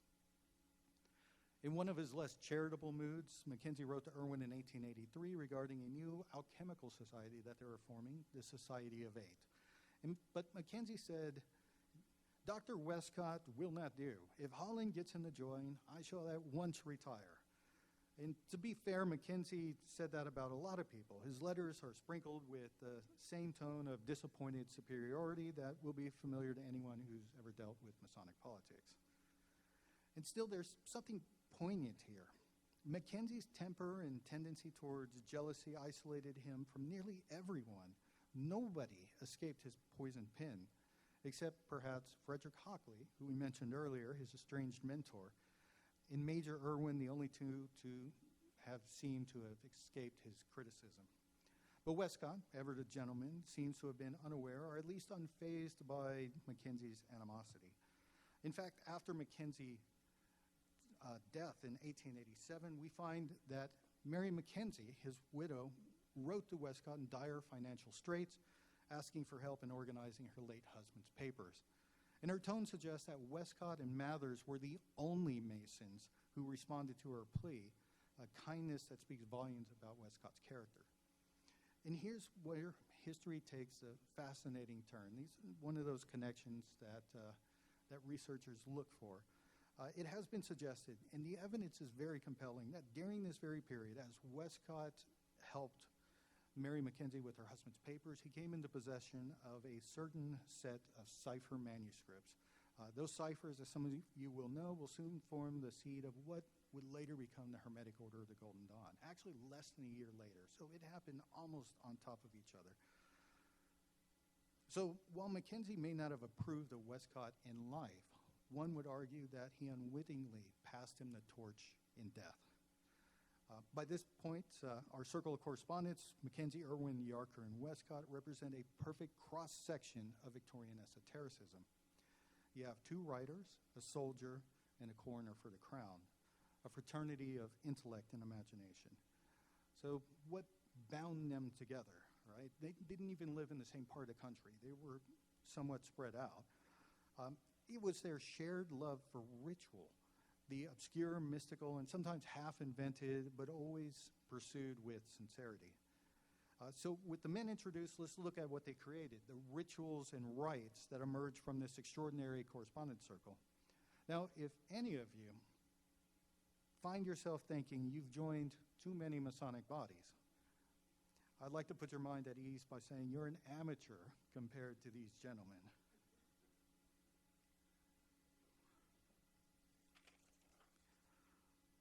So throughout their surviving correspondence, as I've mentioned, I've cataloged over 160 letters, and within them references to 66 different rites and orders. Yes, 66, and here they are. I'm fairly certain that I missed a few, too. And that's an astonishing number of rituals for one circle of men to juggle, even by Victorian standards. To make sense of it, I like to group them into three rough categories. You have the known, so the orders such as the SRIA, the Red Cross of Constantine, and the ancient and accepted Scottish Rite. You have the lesser known, like the Red Branch of Erie, the Rite of Memphis and Mizram, and even the Druids. And finally, my personal favorite are the obscure ones, which is where we find truly fascinating creatures hiding in the ritual jungle. You have the Satbai, the ancient Oriental Order of Ishmael, but you also have tantalizing names like the Arch Fraternity of the Sacred Standard and the Clerical Order of Strict Observance. If those names don't make your inner ritualist heart flutter just a little, then I don't know what's going to. When I returned to London earlier this year, I was able to find many of these rituals, and if you don't mind a bit of shameless self-promotion, these will be coming forth shortly in a series of books from Lewis Masonic, so stay tuned for more. Of all of these orders that Mackenzie involved himself, the ancient Oriental Order of Ishmael clearly occupied a special place in his heart and perhaps his ego. He mentions it in his Royal Masonic Cyclopedia 77 times, and that's more than any other order. And he personally inserted each of those entries. This was, without question, his system, his creation, and he guarded it like a dragon over its hoard. He could be generous with other rituals, but Ishmael was different. It was his masterpiece, and he was determined that only the most select few would ever see its workings. This protectiveness, however, almost ended his friendship with Irwin. When Irwin tried to gain admission for his friend Benjamin Cox, Mackenzie refused flatly. In Irwin's response in a letter dated January 16, 1877, is nothing short of magnificent. The Victorian equivalent of, I love you, man, but you're impossible. And here is a couple of excerpts from that letter. And this is Irwin's words. Secret societies, such as the Masonic Ishmaelians, are only useful as affording opportunities for men of similar tastes to mingle together and interchange ideas. They also do a certain amount of good in the way of charity, but not as much as they should do. I do not believe that in this year, 1877, we need fear of any of the pains and penalties connected with the secret society. I, for one, wish to have nothing to do with such an order, for I would be the first to communicate with the authority on the subject. In the event of its coming to my knowledge that a brother of the order had been injured unjustly by the order to which he belongs, your form of punishment, if real, has effectively cured me of my desire to belong to your branch of the order. And then, with only that dry British wit that an officer could manage, he adds, you say the ritual does not exist in a written form. What wonderful memories you must all have. How unlike the generality of Masons who could hardly remember the simple duties of an officer. There is no one more ready than myself to acknowledge your intellectual powers. I am well aware that you can compile 100 rituals, each as good as the average of those in present use, but you appear to have a desire to surround your proceedings with an air of mystery. Now, this mystery is all right and proper with the greater number of Masons who are, to my thinking, the most gullible people in the world. His words, not mine. Just want to make that clear. But why persevere with the mystery, or trying to mystify one who has been admitted to the innermost recesses of the sanctuary?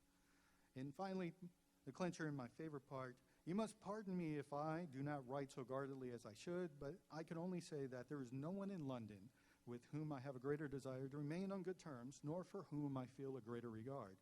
But I have an ugly fashion of calling a spade a spade. Now that, my friends, is how you tell someone to get over himself in perfect Victorian etiquette. Mackenzie, however, didn't seem to get the message. His response to Benjamin Cox, 12 days later on January 28th, was as cold as English fog. Dear Brother Cox, Brother Irwin requested me not to mention this to him again. Ouch, right? So the friendship between Mackenzie and Irwin went silent for a few weeks, but as with so many Masonic disagreements, time and the prospect of new ritual material healed the breach. By February 8th, Mackenzie wrote again, this time in a far warmer tone, if you want any rituals translated and will let me have them, I will do them with pleasure. I should very much like to see your library. I doubt not, it is full of matters of greatest interest to me. And the translation there is, I'm very sorry, old friend. Can I come over and read your books?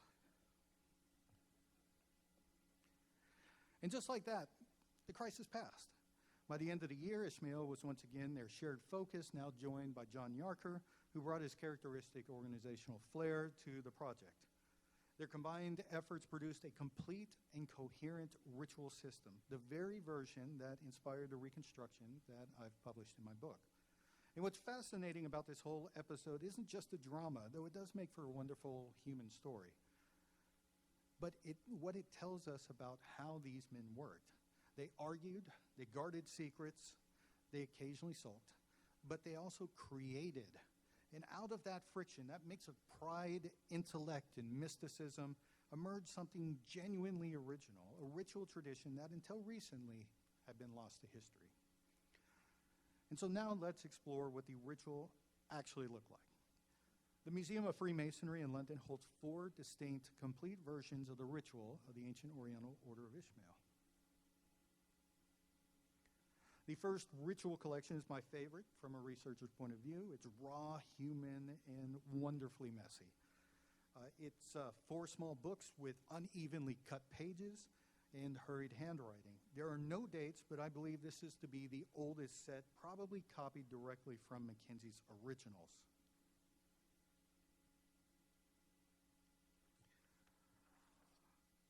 Inside are rough sketches of lodge layouts and officer stations for each section of the degrees. And the structure is fascinating. You have a first section, the 1st through 9th degrees, which meets in the tent. The second section, the 10th through 18th degrees, which meets in the tabernacle. The third section, the 19th through 27th degrees, meet in a chapter. And finally, the fourth section, the 28th through 36th degrees, meet in a temple. And each section becomes more refined and philosophical as it ascends. The fourth section even includes a hand-drawn apron design for the chevaliers, a beautiful, slightly eccentric piece of art, which I have on the table outside if you want to see the apron and sash for the fourth section. So through handwriting analysis, I compared this script with surviving correspondence between the members and can confidently identify that the handwriting as that of Francis George Irwin. The title page credits Kenneth Mackenzie.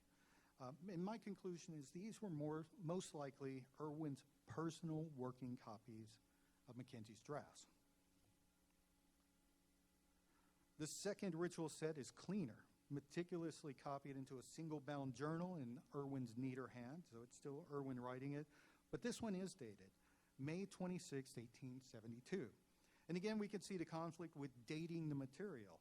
If Irwin didn't communicate with Mackenzie until the following year, how could the manuscript be dated in 1872?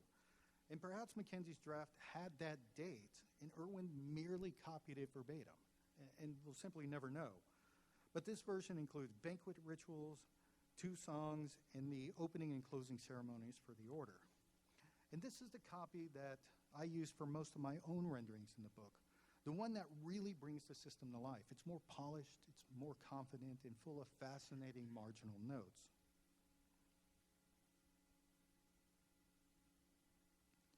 The third ritual collection is a typewritten copy on onion skin paper prepared by John Yarker in 1906. So we're fast forwarding 30 years. And he added a preface noting that the rituals were slightly revised by himself and Irwin. It's incomplete. It's missing much of the 34th degree and the entirety of the 35th and 36th degrees, but it offers an important glimpse into how the order evolved in its later years. And finally, the fourth collection was discovered among William and Westcott's personal papers. It's a hybrid document. Half of it is Order of Ishmael, the other half is the Rite of Swedenborg. And it's dated August 27th, 1907. And this one condenses each section of 9 degrees into a single composite degree. So now you have a 4-degree system, while keeping the old numbering system. So for example, the first degree, the stranger or Babylonian guest, covers all 9 early degrees. And the candidate is awarded the 9th degree jewel at the end. And it also includes the lecture, something absent from the earlier versions of the ritual, in several passages that were written in Westcott's own hand, including the lecture on the 36th degree.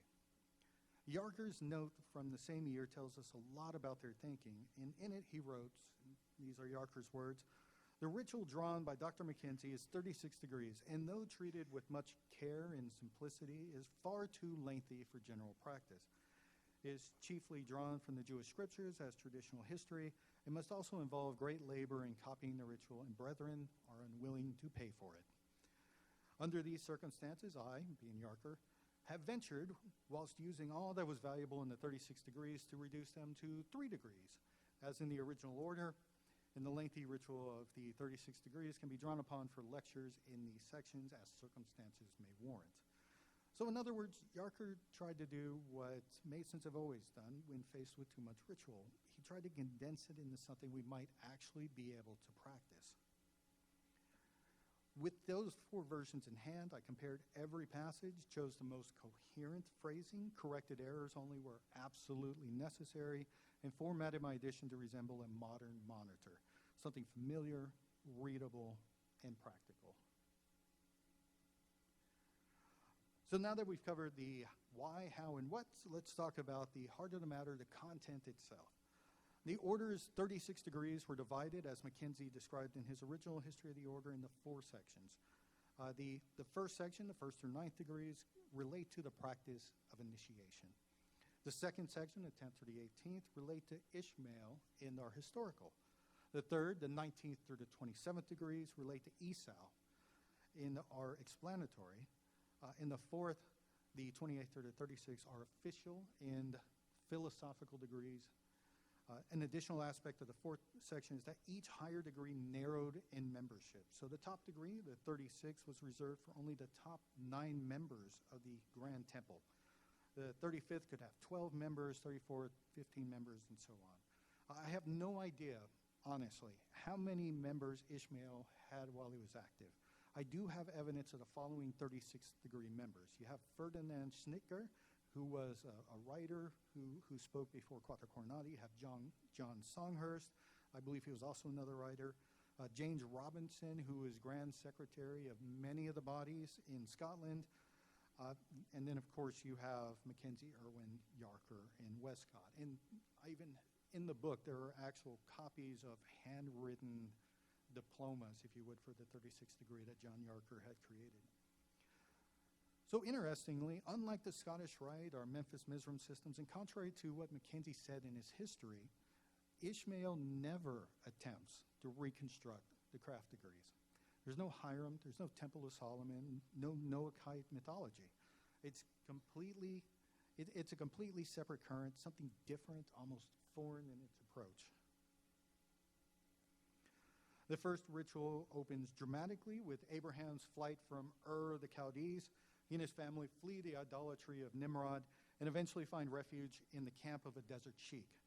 The sheik, equivalent to our worshipful master in the tent, welcomes them but requires that they take an obligation of secrecy before learning the mysteries of the order, the ancient tradition of Enoch. Here's a sample text from that degree. We very greatly commend the course you have pursued and will gladly give you pasturage for your flocks and herds.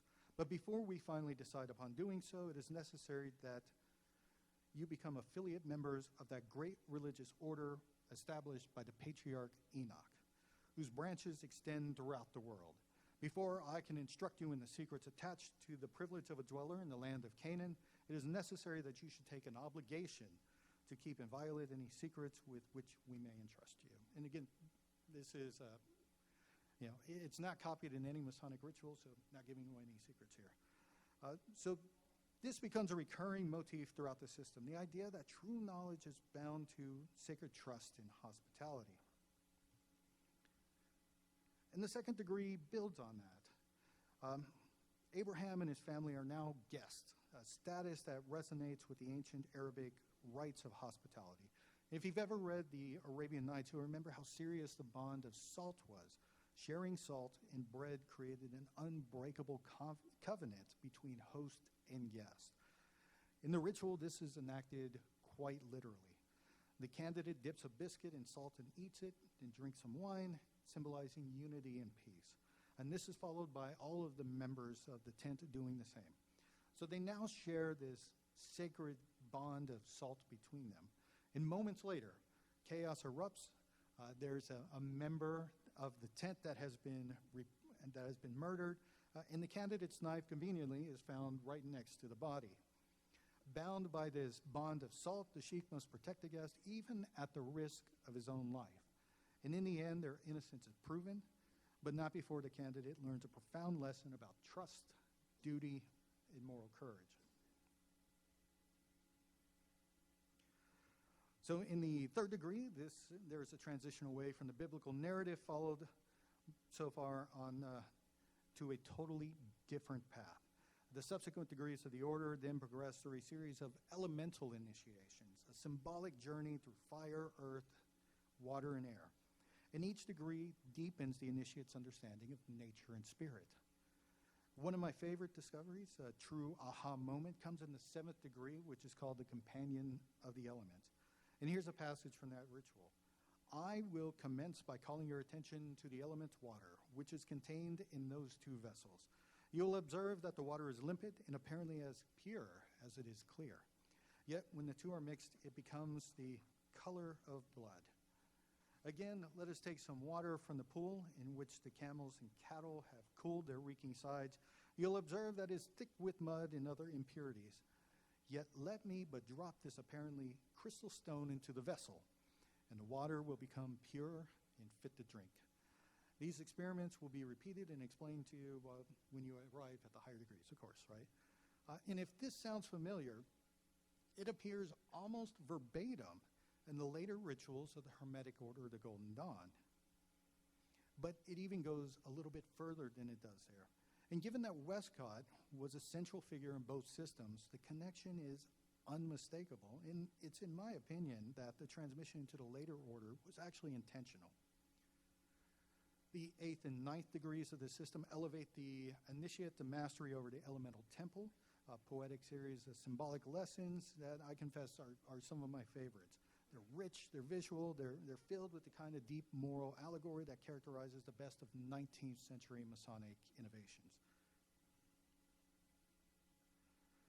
The second section, the historical series, moves back into the biblical narrative. So we move away from all the elemental mumbo-jumbo, and we go back to stories that you can find in the Bible, in the Quran. It presents us with a series of stories about Abraham, Hagar, Sarah, and Ishmael. It explores jealousy, exile, faith, and reconciliation, not as dry history, but as spiritual drama that is played out right in the lodge room. The third section, the explanatory degree, shifts the focus to the generations of Isaac, Esau, and Jacob, right, the second generation after Abraham. Again, centering on the theme of brotherhood through conflict. So these degrees mirror the Masonic idea of unity through understanding, that discord, when rightly handled, becomes the soil of fraternity. And then in the final series, the philosophical or knightly degrees, they again completely transform the tone. So suddenly, at this point, we're in the world of chivalric orders and philosophical exemplars. Each degree honors a teacher or a lawgiver. You have the Chevalier of Plutarch, of Cyrus, of Plato, of Daniel, of Solon, Darius, Joseph, Arbaces, and finally, the ninth and final, Alexander the Great. Each new Chevalier is presented with banners, music, and ceremony, a kind of spiritual pageant. Each degree of the fourth section adds a new banner, which is supposed to be displayed behind the seat of each member, so that the 36-degree members would have had 9 different banners displayed behind their seats when they met. And by the time the grand officers assembled, the temple must have looked like the cross between Solomon's courts and a Victorian military parade. It was spectacular, right, and probably very chaotic. And some of these later degrees include intellectual challenges. In the 30th degree, the Chevalier of Plato, the candidate is tested in geometry, and actually literally tested. He is handed a triangle and a stack of 1-inch squares and instructed to prove the 47th problem of Euclid by arranging them into squares on each side. And here's another excerpt from the ritual. Chevalier, your previous services have merit the advancement you desire, but before we can entertain your application, it is necessary that you prove your acquaintance with the science of geometry. You will therefore demonstrate the following theorem. In every right-angled triangle, the square formed on the base and perpendicular is equal to the square formed on the hypotenuse. And if successful, he moves on to a second challenge where he is asked to prove a geometric solution with a compass and a straight edge, as Plato himself required of his students. And this is from the ritual also. Chevalier, this degree is dedicated to Plato, the great Athenian teacher who some 360 years before the Christian era was the favorite pupil of Socrates. Plato remained with Socrates until his death in prison, and then traveled in the distant countries and was initiated into the mysteries of Ishmael, of Pythagoras, of Egypt, and of Greece. And on his return to Athens, he established a school in a beautiful retreat adorned with statues and temples, shaded by lofty palm trees and watered by a gentle stream. He called this school the Academy, like the Academy. And over the entrance, he placed the inscription, "Let no one enter here who is not acquainted with geometry." Chevalier, you will further prove your acquaintance with geometry by drawing from a given point a line equal to a given line and prove by Euclid's logic its correctness. And if the candidate wouldn't be able to complete the theorem, the degree ended right there. So he at this point, one can't help but smile, right? It's as Mackenzie in his circles said, if we're going to make a system of mythical knighthoods, let's at least make sure they can do their geometry homework.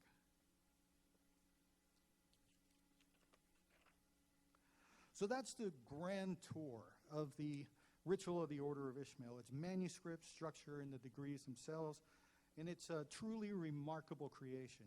It's equal parts mysticism, morality, scholarship, and imagination.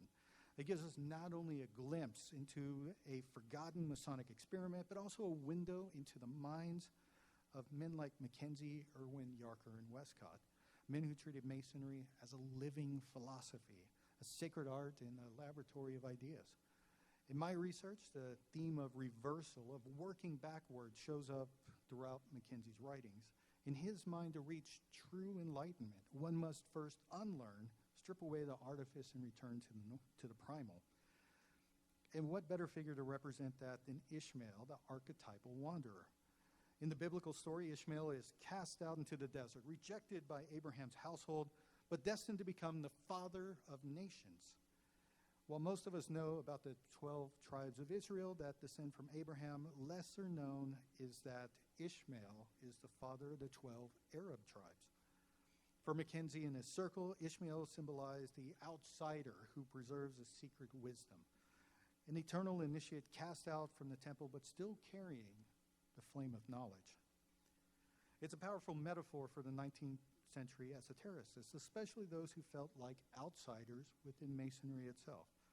The rituals, as we can reconstruct them, use both Hebrew and Arabian imagery, blending mythological frameworks that echo the late 19th century fascination with the Orient.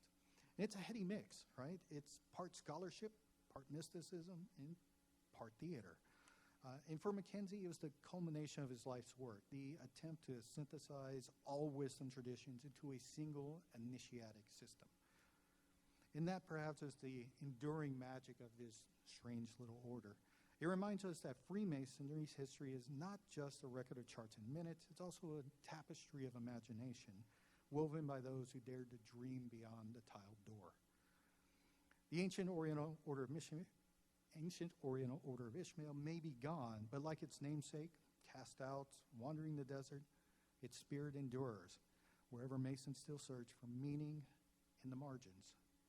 And with that, I thank you.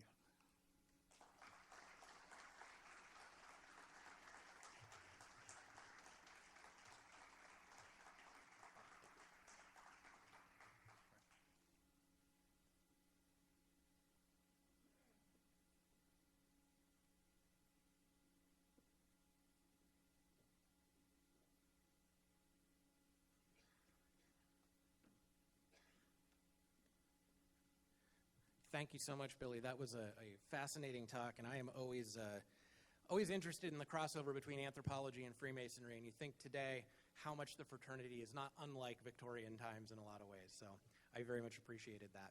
At this time, I'd like to call on Brother Nick Batiste to offer our prayer before our luncheon. Come on up, Nick. If you would all rise.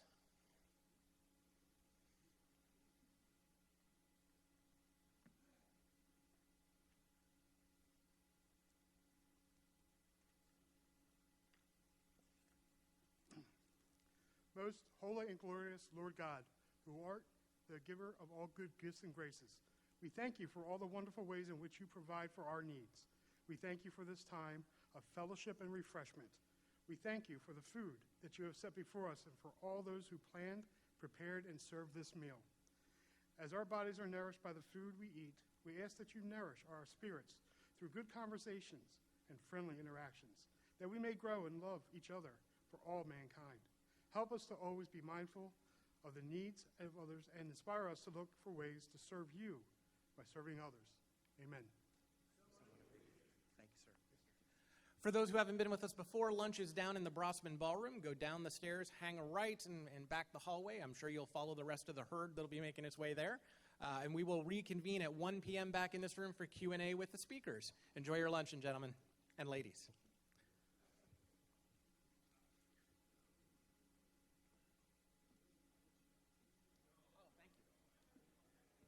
Also, a quick note, the wood shop is open today as well if you would like to stop by the wood shop. There's a good chance at lunch here.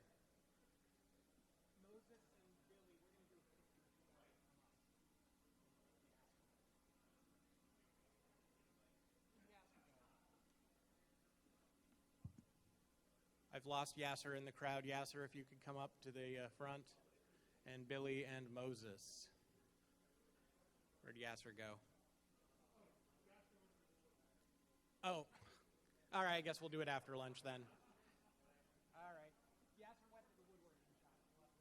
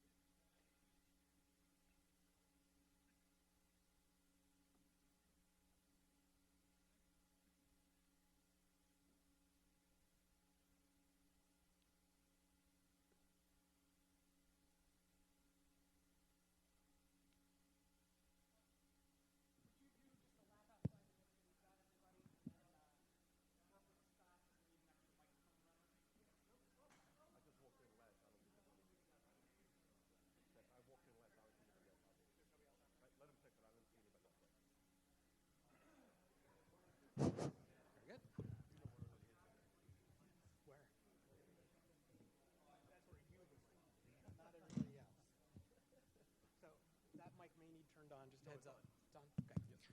All right, folks, welcome back. We always lose a few people in the after lunch crowd, but that's okay. And welcome back to the folks on the live stream that have continued to join us. We certainly appreciate it. This is the Q&A portion of the program with our speakers. We have folks with the microphone to run up and down the aisles to give you the microphone so everybody can hear your question. As a reminder, as always, we are looking for questions, not statements. So please make sure you have a question to ask of our presenters and keep it together with the programs they provided. When you do ask your question, please state your name and what lodge you come from. It gives us a little bit of idea of where folks are asking questions from as well. And I will, I get a little bit of privilege as a chairman, I guess, to start with some questions. Billy, your presentation fascinates me. We talked last night over dinner about where some of the Venn diagrams of these societies come from and whatnot. A lot of your programming was about the English bodies in this.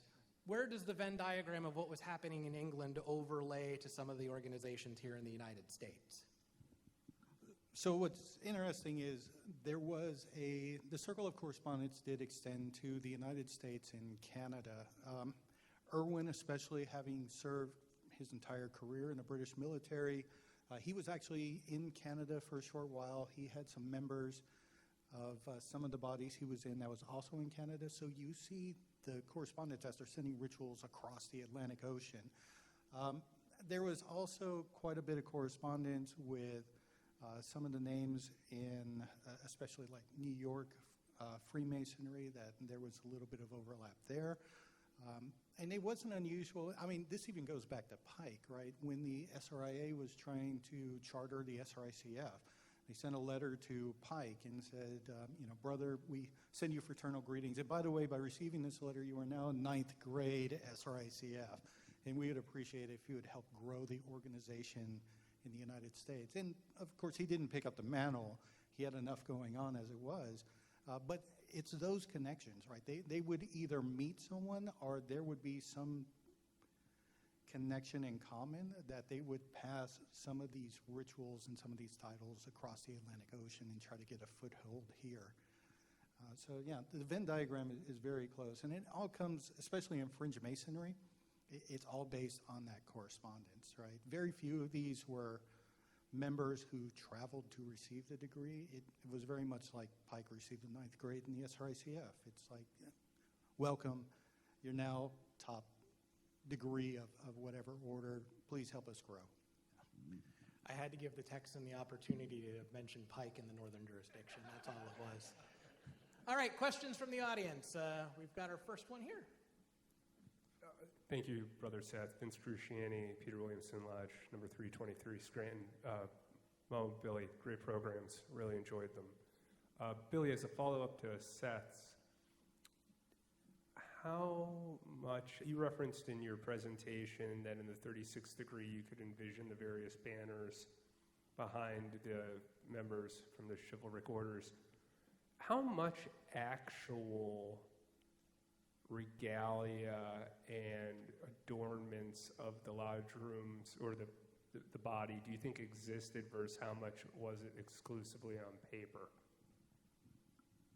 Well, thank you. And I believe most of this was on paper. As you go through the other degree systems, not just Ishmael, you see enormous, elaborate stage pieces that are described in the degrees. Sometimes they're supposed to be like the front of a castle with moving doors and windows that open up. And it's like you can't imagine that actually being set up in a lodge room today. I have seen only 4 jewels for the Order of Ishmael. When I was in London doing my research, they happened to find they found 4 jewels in the Irwin collection that they had completely forgotten about. So they brought them out, and I was able to actually touch and hold the 9th grade, 18th, 27th, and 36th grade jewels. And as we're looking at them, the supposition from Martin Cherry, he had seen a lot of these one-off jewels that were made because at the time there were a lot of metal workers that would make regalia for people on demand, but they were very much one-off.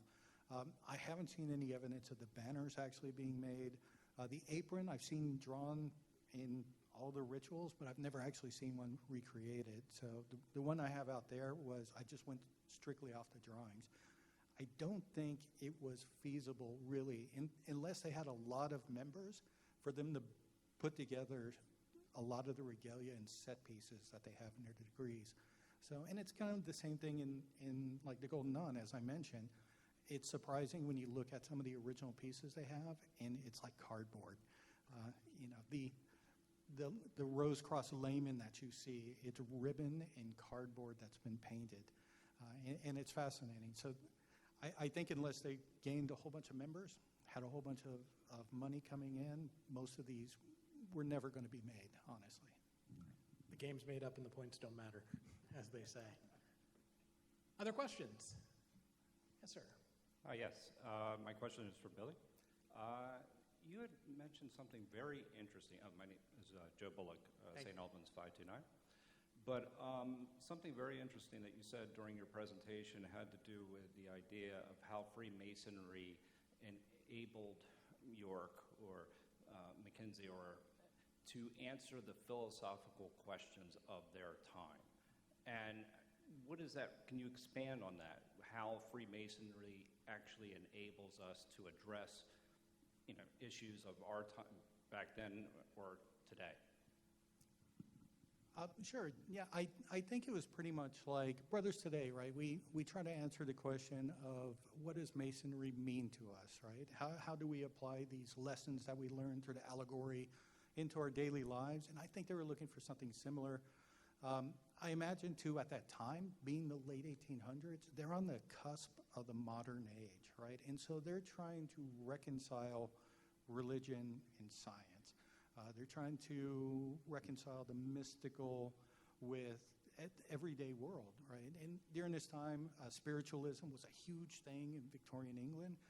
And so they had very much on their mind this story of the afterlife and how do you comport yourself in modern day. And not only that, something that came out in the letters that surprised me is almost every single letter starts with, dear brother, I hope you're well. My entire household is sick. It's like illness is prevalent in every communication, in every letter with every member. So you have a society that wasn't the healthiest. They have death on their mind. And so I think they're looking for these connections on how do I improve myself? How do I become a better person? How do I reconcile what we're learning in the modern world versus what we're told in the Bible or the Quran or whatever scripture they aspire to. And I think that's why they turned to some of these fringe esoteric orders is they were looking for those answers. And so that's my take on it. We got a couple of hands raised down here. If we could bring. Well, it's so the folks online can hear you and the rest of the room. But we appreciate the ability to shout nonetheless. So this question is for Brother Moises. Your love for Freemasonry is well known and visible in how you conduct yourself. As you went through this process of researching the Underground Railroad, how did that impact your expression of Freemasonry in your lodge and in the community? You have to put yourself in the mindset of what these gentlemen and ladies went through. Remember, this was a precarious time. It was law. It was legal. And what you were doing was really going against the grain. You could be killed. You could be hung. You could be thrown in jail. So I think the fact that these individuals took their oaths and obligations seriously, but not just the oath and obligation. They took what it was meant to be a good person, a good human being. And I think that transcended from Masonry into their lives and community. And I think for me, a big part of it is being able to share these stories. Because a lot of times in Masonry, we don't really know our history or share the good that we've done. I mean, we all, like I said before, we all make mistakes and men err. But I think it's important that we know our history. There's an old saying that if you don't know your history, you're doomed to repeat it. And if you don't write your history, someone else is going to write it for you. So I think it's very important to elaborate on the good that these individuals did. Also, keep in mind some of the bad, because this way you have a balance. You're able to perfect and not fall in those pitfalls. But for me, being able to share these stories that have not been around, that have not been told, just like Brother Billy here is sharing a ritual that has not, over 100 years, has not been known, I think it's important. I think it's important to keep that part of our history and tradition alive. And for me, I just enjoy bringing these positive events in human history out to light. I mean, there's another topic I do with the propaganda with the Nazis and some of the, when I went to Paris, investigating some of the rituals and information that was taken by the Germans and taken by the Russians. And I think it's important to realize why they were doing that, because the importance of what these men were. These men, in their eye, were feared because these men were able to meet together, to expand together, to deliberate, to have equality, and they didn't like that. You know, when you talk about equality, toleration, respect, justice, that's a trademark and a benchmark of Masonry. And I think a lot of people around the world, that was a detriment. And that was, you know, it was better to keep you deaf, dumb, and blind than to keep you well-learned, well-scholared, well debated. And I think Masonry opens that door for you. It's definitely for me. I take a lot of pride and joy in finding these little stories and letting the world know the good that we've done. And hopefully, maybe not erasing the bad that was done, but maybe getting people to realize this is what was done, and these are the individuals who tried to correct what was done wrong. And I think that's part of growing in society. We have to realize the mistakes we've done and then correct them and move forward. Can't change the past, and you can't dwell on it, but you have to move forward. Thank you, brother. Other questions? Got a couple yet? Hi, Brian Benner, Saucon Lodge, number 469. A bit of a follow-on to that question. How did, you had mentioned these guys, the Black Lodges, were able to help the slaves cross.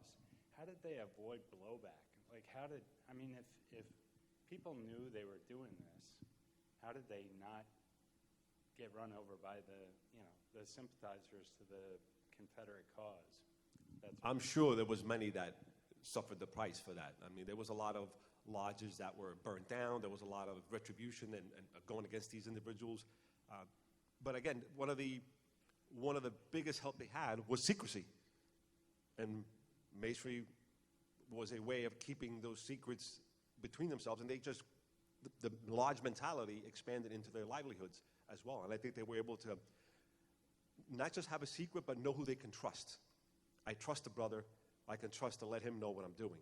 And I think that trust expanded. And it went beyond Freemasonry. I mean, William Still, Harriet Tubman, how did they do it over and over? How did she keep going back down south dozens of times?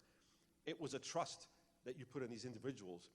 And I think by adding that order of the men of oppression, made it a little bit more, not just trusting, but a little bit more, they felt a little more safer to be able to travel and now be able to identify either someone who's for you or with you, or someone who may be against you or may be an enemy, and not divulge yourself.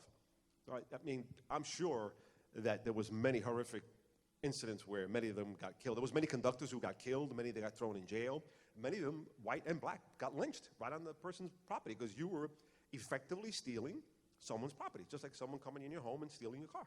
You have every right to defend yourself. Someone breaks in your home, and that's what they were doing. You're stealing my property, and according to the law, I have a right. This is my property.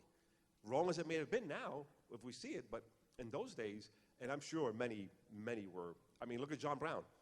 He led the abolitionist cause, and he wound up paying the price. When he was caught at Harper's Ferry, the first thing they did was have a quick trial, quick sentencing, took him right out the back of the courthouse and hung him. And most of the slaves that went with him were sold back into slavery, put back to their masters because they were property. You didn't want to lose property, but many of them were killed. So more than half of the Harper's Ferry individuals were all killed, and they were all fighting for that cause. Now, it wasn't a Masonic cause. Many of them were Masons, but again, it goes to show you that not everybody was safe, and I'm sure that many went undocumented, that were hung, killed, or just thrown in some ditch in the back and no one ever seen again. So it's and many died on those routes because going from the deep south to make it to Hamilton, Canada, Ontario, you're talking 2,500 miles or more. That's a long, arduous trek to take, usually at night in the cold, in the heat, in the snow, in the rain. Can't light fires because they'll give you away.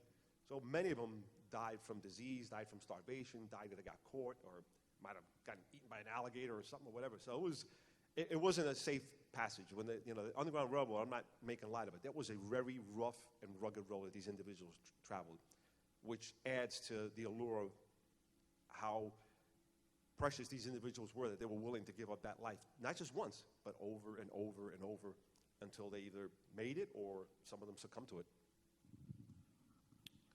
Up front.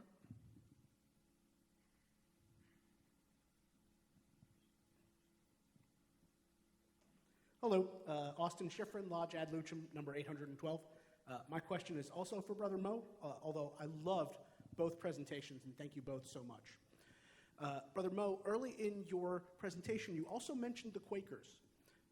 And what this put me in the mind of, because we're bringing up Masons who have certain set lessons, we're bringing up the Quakers, is this concept that nowadays we might refer to as allies. And I'm wondering if in your studies of the different organizations and separate private individuals who got involved with the Underground Railroad, did you start to form any kind of formula of what it was that it took to tip people over to an attitude of sympathy and empathy? People who were otherwise like legally and socially safe because they weren't part of an oppressed class. What tipped those people over into an attitude of sympathy and empathy to stick their neck out and help out other people? I think you're right. I think it actually was religion, believe it or not. I think most of these religions, the African American Baptist Church, the Quakers, the Quaker movement was the original abolitionist movement. They started in the Vermont area around the same time as our Revolutionary War started here. They were the backbone because of their belief in God and the laws of God and laws of nature to forbid you from owning slavery or indenture or servitude from people. They were the ones that started Backbone, but it quickly grew beyond their religious border. So eventually it went to Presbyterians and Baptists and Methodists and Episcopalians. So it definitely grew, but I think church was the underlying cause of it. And if you look at the AME Church, when Absalom Jones and Richard Allen, they didn't separate it. They didn't say, well, let's just start this on our own. They kept the two intertwined. They kept the abolitionist movement, the AME Church, and Masonry together. And when you see in today's world, Masonry and religion doesn't always coexist. They don't commingle. But these individuals made it a habit because of the conduits and the connections that were made. So it was almost like a underground. So on the face, it was the religion in the church, but underground, there was an underground layer that we're not only Freemasons, but we're abolitionists as well. We're going to work through the underground. So there was no doubt about it. When you look at some of the key players, William Still, Robert Smalls, all these individuals, they all were tied to that AME Church. And even the first National Grand Master of Prince Hall, Brother Springer, he actually was a bishop of the AME Church. And he actually brought AME Church out west from Pittsburgh to Illinois. And then he went due south to New Orleans. And in New Orleans, they established the AME Church.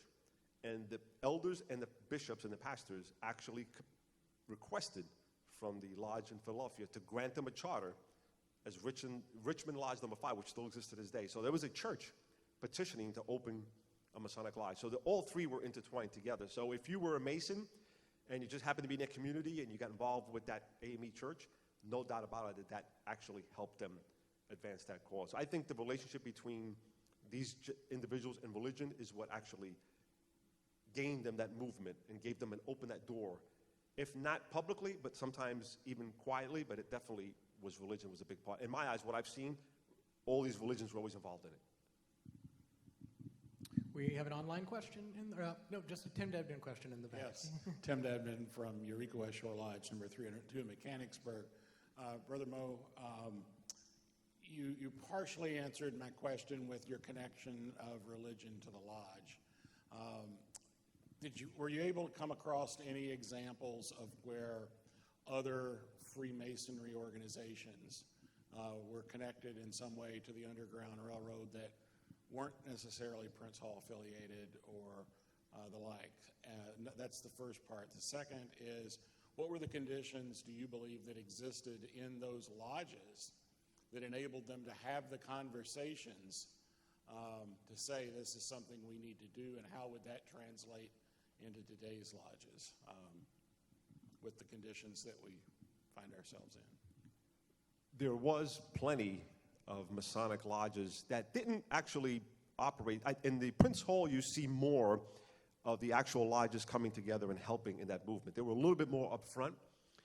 In terms of the white grand lodges or the white lodges, it was more individuals who sometimes were able to use the craft and their bond as Masons to help themselves. And that's something that John Brown did. He used the craft and the trusting of other brother Masons in an era and an opportunity what he was doing that was detrimental. I mean, eventually he got killed for it, but a lot of these abolitionists had to trust people.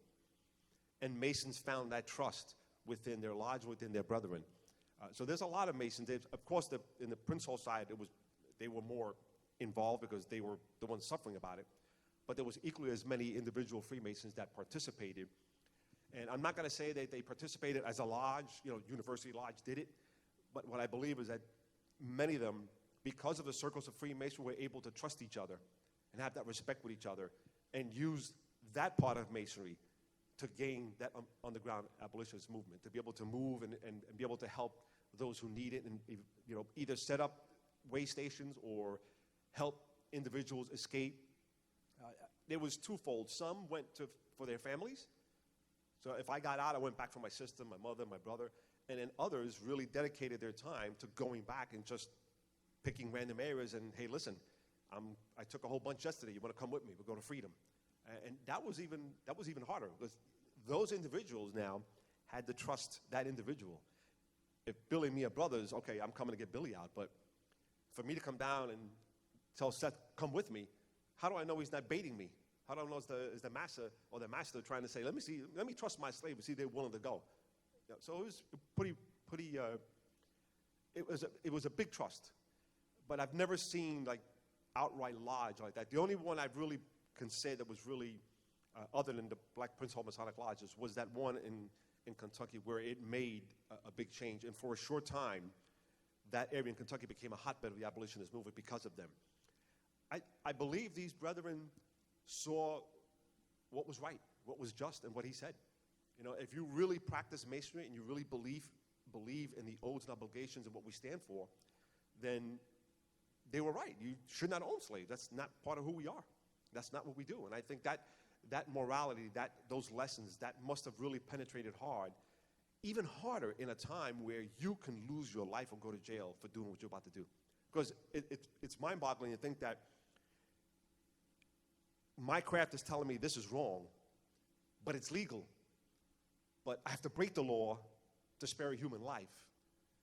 That's a big something to ponder on, to think that not only am I, as we in Lodge, we're supposed to abide by the laws of our government, our state, and our jurisdiction, but here I am going to break my government's laws because the ultimate picture is what they're doing is wrong and unjust.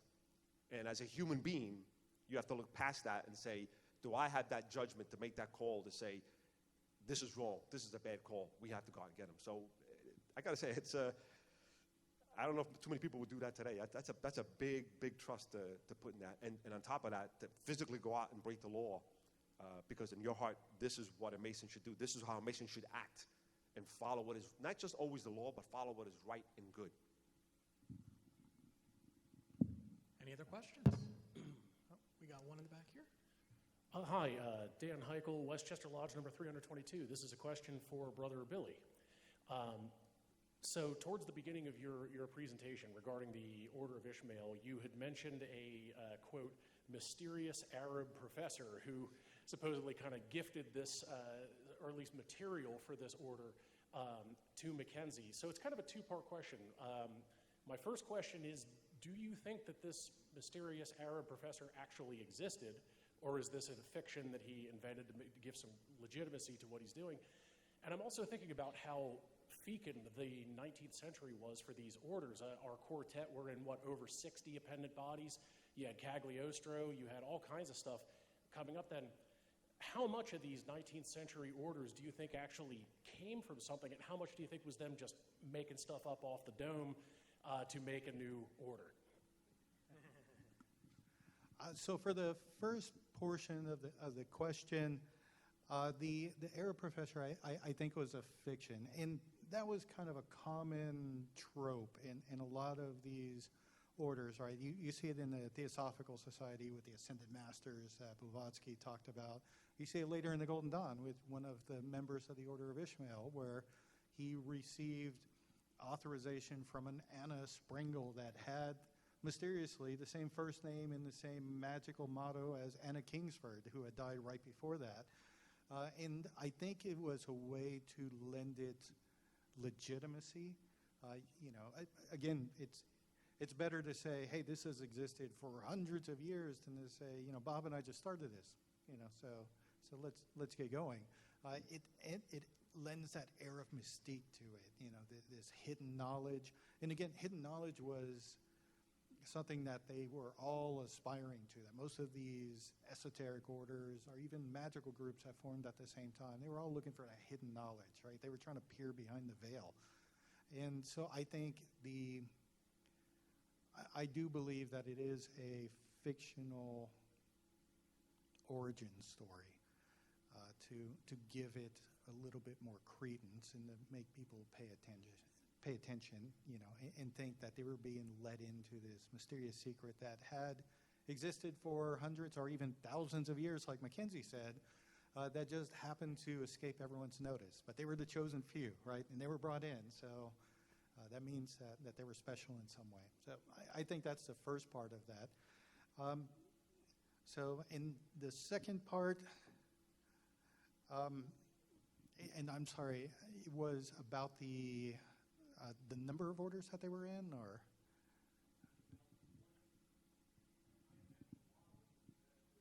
Yes. All these orders, the dozens and dozens that were made, I'm sure a lot of them were invented whole cloth, but of these dozens and dozens of orders that were springing up in the 19th century, 1%, 10%, what percentage might have actually come from something older the way Freemasonry does, and how much of it was it was a fad, people were making stuff up, that sort of thing. I'm sure the ratio is probably not great, but I'm curious to know where that might stand. So most of it I've actually been able to trace back to literary stories from the 100 years prior or 200 years prior to that. And so I think a lot of it has a core that they drew upon for inspiration, and then they just fleshed it out. And they created these degree systems. And we kind of do the same thing, right? You see, like the Knights of Pythias came from a play of two Greek warriors, I believe, who were friends, and it became a whole degree system based on that. And that's the Knights of Pythias. The Horamic legend that we talk about, right? There's not really much that's actually written down in the Bible about Hiram, but we've made that into a whole series of degrees that even kind of extends into the York Rite, too, when you think about it. And so I think a lot of them are drawing upon literary inspirations and saying, this is a really good story. I want to make this into an initiatory degree. So let's make it happen. And they try to flesh out here's what I take away as the moral lessons from it. Maybe throw in a little bit of mysticism and alchemy to make it interesting for people. But I would say there was a set amount. I would say it was actually probably 50-50, right? 50% was just made up, on the spot. But the rest of it, I think, was really drawing upon a pre-existing core of something, right? Who knows what it was? In the Order of Ishmael, they claim to have drawn upon the Quran, right? The Torah, the Christian Bible, and they expanded it into allegories. They looked at Greek writings, and that's how they came up with the last 9 degrees that are all based on lawgivers, as they call them, these philosophers. So I think most of them have something that existed before. It just wasn't a degree, and they made it into one. Because who among us wouldn't like to say, hey, this is my favorite story, let me get some people together, and we're going to make a whole order based on it. And so I think that's what happened for that, especially during the late Victorian age. you know. And it was a time when there was a movement of ad fontes, right? You know, back to the sources. And so anything ancient was cool. And so people would want into something that claimed to harken back to these ancient sources. So yeah. But thank you. That's an interesting question. We're all the main characters in our own stories, right? Funny how that works. One in the back. And we got Hi. one up John, here, Scott. John Getzi, Valley Lodge, 499. Brother Moises, great presentation. My question is, you mentioned Philadelphia being a stop on the Underground Railroad. Geographically, do you know the specific route that would be traveled in eastern Pennsylvania after Philadelphia? There were many, but the main route was coming through Delaware and up into, I don't know if he's here, the mushroom territory of Kennett Square, and then coming into Philadelphia area. Because remember, the bottom end of New Jersey, if you don't have a ferry, you know, we're not connected to Pennsylvania or Delaware at all. However, Harriet Tubman did have a strong base in Cape May, now by Cape May County in Cape May, New Jersey. She had, the home was still there. It's a historical site, but most of it was go through Delaware and up into Pennsylvania, then across to Philadelphia. But many of them did cross the ferries and then went through, because there's a lot of stops on the Underground Railroad in New Jersey. If you were to take the turnpike to exit 2, there's a AME church that was founded by Richard Allen, and that, I've actually been there, I've actually crawled, I have under the four spaces you come into the church, that was their, you know, secret hideout. They had, the panels are conveniently warped and damaged, but they pop up, and then there's a trap door underneath, and you go underneath, you can actually walk underneath it, and underneath there are actual faces and diagrams that were done from the slaves when they did that a lot in many places. They would draw their faces or draw names there, but that was the main route. They actually went up through Delaware into Pennsylvania, then over to Philadelphia, and then many went to New Jersey. New Jersey was a really big hub for that, but William still had his base in Philadelphia. Harriet Tubman had it in Philadelphia, Cape May, and Rochester. And again, William Still was also from New Jersey as well, but they had to take a ferry over. Not that it was dangerous, they had ferries that operated, but most of it was to avoid crossing rivers and go through the landmass, which was much safer and easier to get there. If we gave the Texan a reason to talk about Pike, we gave the New Jerseyan a reason to tell us what exit on the turnpike he came from. Yeah, up in the front. So this question is for both of you. I think it's safe to say that the process of creating something like the presentation you've created or the book you've created is a transformative process in and of itself, right? And so my question is for both of you, in that discovery process, what did you learn about yourself that you're willing to share with us? So that's a really good question. For myself, the thing I learned, I guess, is how much like I said, when I went over to England originally, I wasn't even really looking for this. This just happened to be a kind of, let me look for this too, that I was interested in. But doing the archival work, I found that I really enjoyed it, and just digging through papers that hadn't been looked at, sometimes in over 100 years, 200 years, and finding those little nuggets of lost truth. And so for me, I found out, I guess I'm made for dusting cobwebs. So, but yeah, that's what I found. I found a love for looking for obscure things such as that. I have to say the same. The thrill of researching and digging for something that really hasn't been discussed or talked about is what I love. And all my subjects and topics I speak about are that way. They really haven't been discussed. But I think the most important thing I get out of it is to maintain historical accuracy. And I like to only speak about the truth. Did we build the pyramids? I don't know. I want like the guy from, what was that TV show, that cop show back then? Just the facts. I want to know the facts. Don't tell me what you know. Just tell me, I want to see it proof.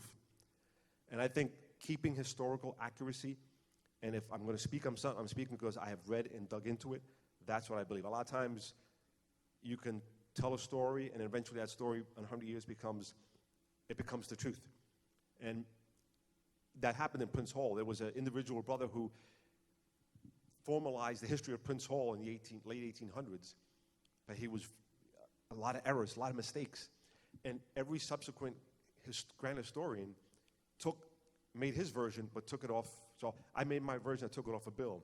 And then Seth came 20 years later and took my version and made his version off of mine and Bill. And I think now, 100 and something years later, they realize that a lot of that was wrong. But it becomes the truth because, well, you know, for 150 years, it's got to be true. And I think that's the important thing that I've learned, to make sure that if I'm going to present something, that I've done the research. Now, could the brother, in the minutes I'm reading, did he make it up? So I think they made up degrees. I can't help that. But I'm not just creating stuff out of my mind. Oh, and by the way, we are working on the Ancient Order of the Academy with the two prophets, Yasser and Seth, will be the main key characters in it. So see us in 100 years. What do you think about it? For Jack in the back of the room, it'll meet on fifth Thursdays. That's what we do here in central Pennsylvania. Last call for questions. Anybody else? One here? This will be our last one. Yeah, my name's Rich Gissera. I'm from 225 Greensburg. I'm going to ask a hard question. You guys, great with the history. I really enjoyed both of your presentations. I love coming to the Academy. I can't say enough good things about the talks we have. But I'm the futurist here. When I wrote my big paper for the Academy, I wanted to know how we were going to apply the past to the future. And you touched both on things that fascinate me. It's our ethical and morality background, which are different as being a Freemason. And we've got all these new problems coming at us, and I'd like us not to repeat the past. And I would like somebody in our organization to think about how we're going to apply everything that you find, those brave individuals. What are those brave people going to be doing in the next 5 to 20 years? What new rituals are we going to come up with that are going to address today's problems, not problems from 1,000 years ago? Freemasonry is a living thing, and the gentlemen and ladies in this room are what makes it happen. So what are your thoughts along those lines? Well, there's an interesting quote from the movie Top Gun, the first one, when the Top Gun instructor tells Tom Cruise after he loses Goose, and he tells him a good pilot has to evaluate what has happened so they can then apply what he's learned. And I think that's very important. We have to evaluate what has happened in the past and then apply our lessons in how we're learning today to be able to make sure we don't make those mistakes in the future. The problem, brother, is a lot of people don't like change. And again, we do have a hierarchical system that we have to follow and obey. But it only takes one person. Pope Francis II said, change comes in small steps, one step at a time. In words of Rocky, one punch at a time, one step at a time. I think you have to take our craft, take the lessons that we learn, apply it to yourself first. You can't change the world if you can't change yourself first. Don't worry about your neighbor's grass if you ain't cutting your grass. I think you have to apply it to yourself first, live those principles, live that life, live that core value, and then slowly apply it to those around you. And if you're going to change one person, then you've done your job. When I did this lecture in the Deep South, I was very hesitant to do it. I told the Grand Master, I said, I don't know if this is going to end right. I want to make sure I can get home. I said, I don't know how it's going to end over here. And I got to say, to make a story short, that one of the brothers in the corner came up to me, big, huge man, right out of the Paul Bunyan book. And he came up to me, I said, oh, here we go, he's going to say something. And he hugged me with tears in his eyes and said, thank you for reminding me of my duty and obligation. I don't prescribe this mentality, but I've always sat in that corner, in that chair, and I've seen the wrongs that I've done, but I never did anything about it. And if you see a wrong and don't say nothing or act, you're just as guilty as that person committing that wrong. And he said, so know this, you may never change the world, but know you've changed me. and I am going to hopefully pass it forward and change that next person. It may take 100 years, but eventually, if we all do our part, if all 5 million Masons around the world do their part, every year we can change 5 million people and multiply that over 10, 20, 30 years. So it's a hard road, but I think we need to learn from our mistakes in the past so we can apply what we've learned in Masonry and hopefully change ourselves first and then help change others. I was going to say, what a great way to end our program. Billy, final thoughts. So on that thought, I want to say we often talk about there's no innovations in Masonry, but that's not quite true, right? The ritual we do in every single state is a little bit different. So obviously there were innovations in every single state. And it's never what we originally started with. The Northern Masonic jurisdiction has changed several of their degrees to, from what I understand, have a little bit of a more modern bent. Southern jurisdiction, the degrees we practice today in Scottish Rite are not the same ones that Pike practiced. They have been changed. We do change with the times. I think it's important, though, especially as we see other fraternal organizations, and Seth and I were talking about this at lunch, in that there were fraternal organizations that have been bigger than Freemasonry and now have a fraction of the membership we do because they made changes, and there's several of them, that they made changes to make it cheaper and easier because they thought that that's what people wanted, but that's not, right? People want a special experience, and I think that's what is really going to keep us relevant, is we need to find a way to reconnect, to make our members feel special. We need to be more interesting than our phones. We need to be more interesting than the internet. We need to be more interesting than just sitting at home and being comfortable and not doing anything. And that is really how we're going to move forward into the future, how we're going to grow or at least maintain. So we have to be interesting, we have to be relevant, and then we also have to reach out. And we have to, once again, learn to be members of our community. We have to learn how to speak out publicly about what we have done, the good lessons that we teach, right? Masonry has done a world of fantastic things, but how many times do we actually tell people about it? You know, in my own state, we built the educational system in Texas, the universities and public schools. There was no public school system before Masonry came along, and you see in old newspapers that Masonic lodges sponsored girls' schools, boys' schools, technical schools. That's what we used to do, and I think we need to learn how to become open and active members of the community again and learn how to function in a modern world. We can't hang on to the past. We can admire it, we can practice it, but we also need to adapt without making the wrong steps that some of our predecessors, our brother or sister fraternities and sororities have done. We need to learn how to let people know that if you join us, it makes a difference. And if we can't do that, then we've lost. You know, we might as well just go. My brother, I just want to add, if I may, thank you both for your answers, but your question is very important, and at the same time, it's a little bit loaded, and that's why I wanted to step up and answer. You know, it starts with, and I'm going to quote a famous president, ask not what Freemasonry has done to you, ask what you are willing to do to this fraternity. Start with yourself.